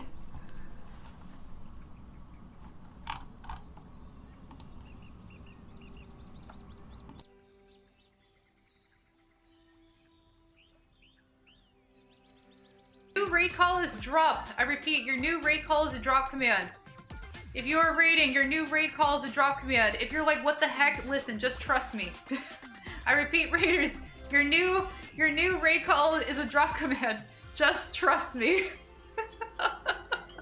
Hello, everybody. There you go. That's the spirit. Yeah, Clever Kid, trust me. Woo, let's go.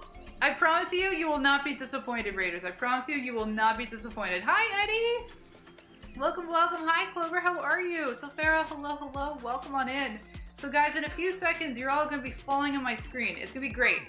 Here we go. You guys just happened to, like, get in when this mini game was redeemed. So, like, literally your timing was, like, perfect. It was flawless. Anyways, who's going to make it? Who's going to make it? Let's see. Let's see. Come on, come on, come on. Oh! Totally rigged Leninsky. was the one who redeemed it. Totally great. It's great. Totally great. Oh my god, words are hard. Ladinsky, yeah, let's go! Oh my gosh, okay.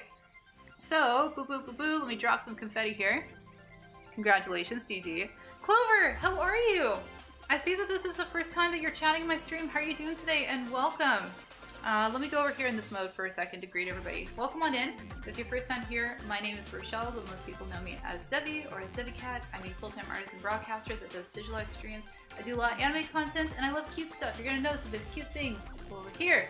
What's this? Even more cute things. Back over here. If you like cute things and cute art and comfy vibes, that is basically what we are all about. As my stream title says, I am working on a Butterfly Girl piece. Now, specifically, I'm creating an entry for a Draws Your Style Art Challenge. So I'm going to address your attention over to the left-hand side of the screen. You're now going to see the original artist's work on the left-hand side, and in the center is my work in progress. And the reason why that we have this off to the side is because this is a previous painting of mine, this cute bunny girl. I did this a couple of months ago for another challenge, and I learned some really cool rendering techniques with this one.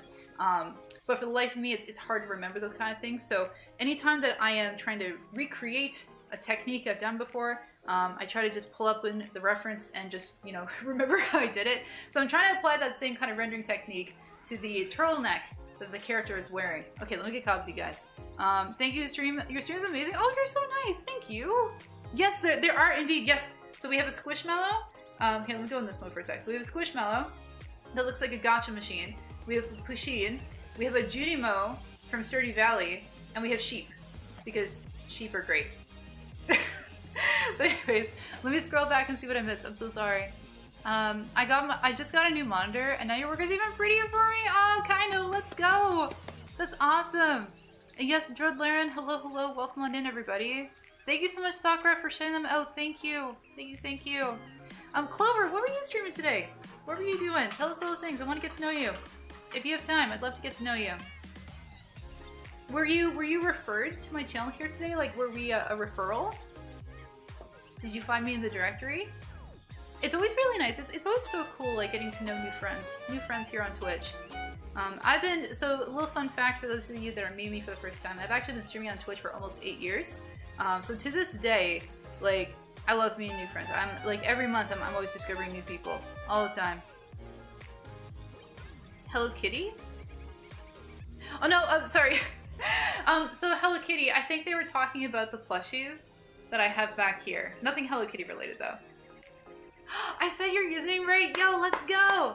That's awesome! I try to say people's names correctly, and then if I say them wrong, I at least try to, like, learn how to say them. J-Chan, doing good, thanks. How about you? Welcome. Miss Clover, tell me about yourself. I want to know. Don't be shy. Get in here, say hello. You're so sweet. I was already following you. I just saw that you were on, so I wanted to show others. I did some toned paper marker work. Typically I'm doing watercolors, but today it needs something a bit cozier. What? Oh my god, okay. Cloverkin, forgive me. Okay, so first off, oh my god, your profile chat. Can you follow for the profile picture at least? Like, look at that. That's, oh my god, your banner! Ah! Okay, this is just like instant follow, okay. Show me your stuff. I want to see what you do. Thank you so much for following me already, by the way.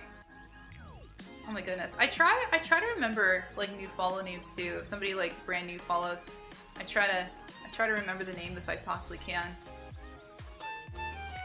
I love your color scheme. Oh, thank you so much. Thank you, Jennifer. I really love pink and purple, as you can see. I guess, what else can I share about myself while we wait on Clover? I have a background where I used to work in clothing retail for actually quite a long time.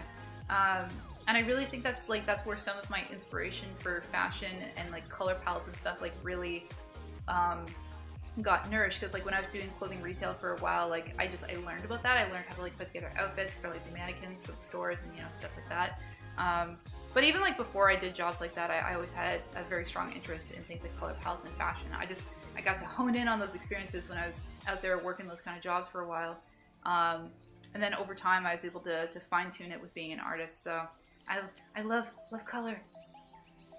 Thank you. You can see my stuff on Instagram mostly, and Patreon is kind of my bread and butter. You can drop your Patreon too. Go for it. Let me see here. Oh my god.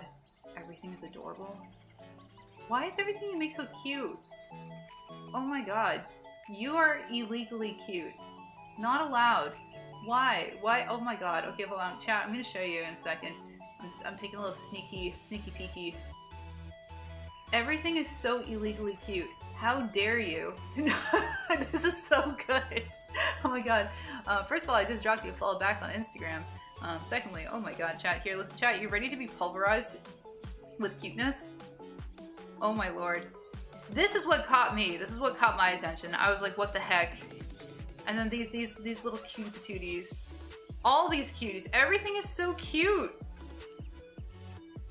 You make everything so round.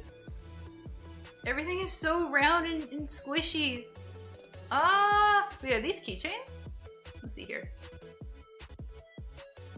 Oh, they are. Look at that. There you go. How cool is that? That's so awesome. Yo. Gotta be around. That's how you make everything cute, right? Everything is so cute, though. Look at this. Ah. Oh my god.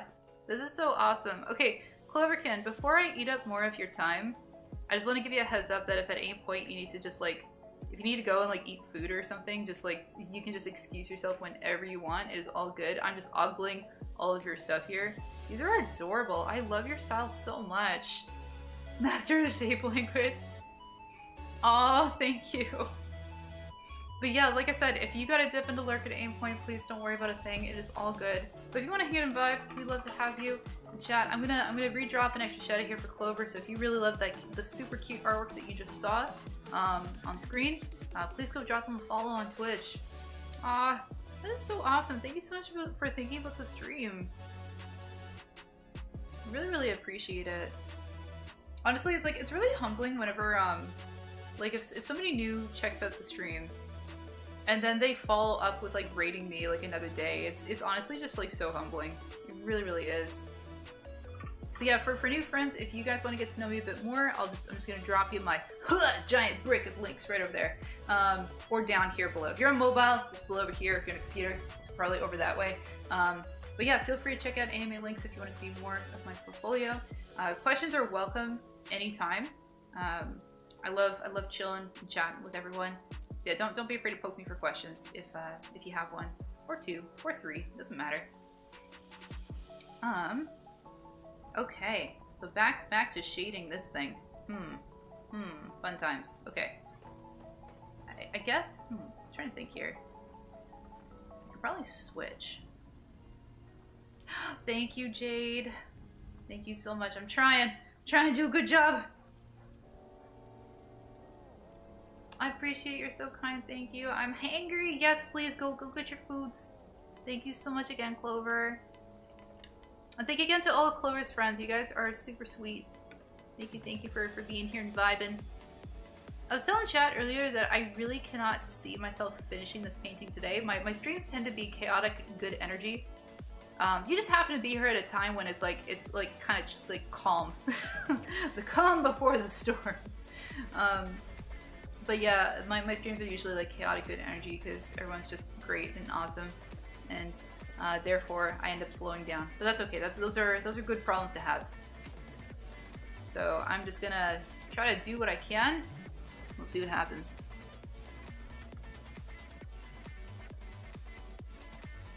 Yeah, there is technically a deadline for the Straws in Your Style that I'm working on. The deadline is next Tuesday, so it's coming up really soon. But I think I can still do it though. I think I can still make it.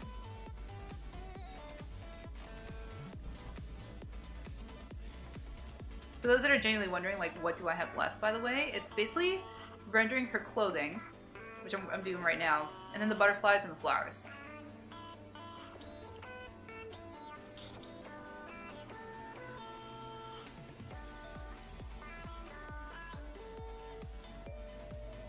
Shalaris, hello! Happy Saturday, how's it going?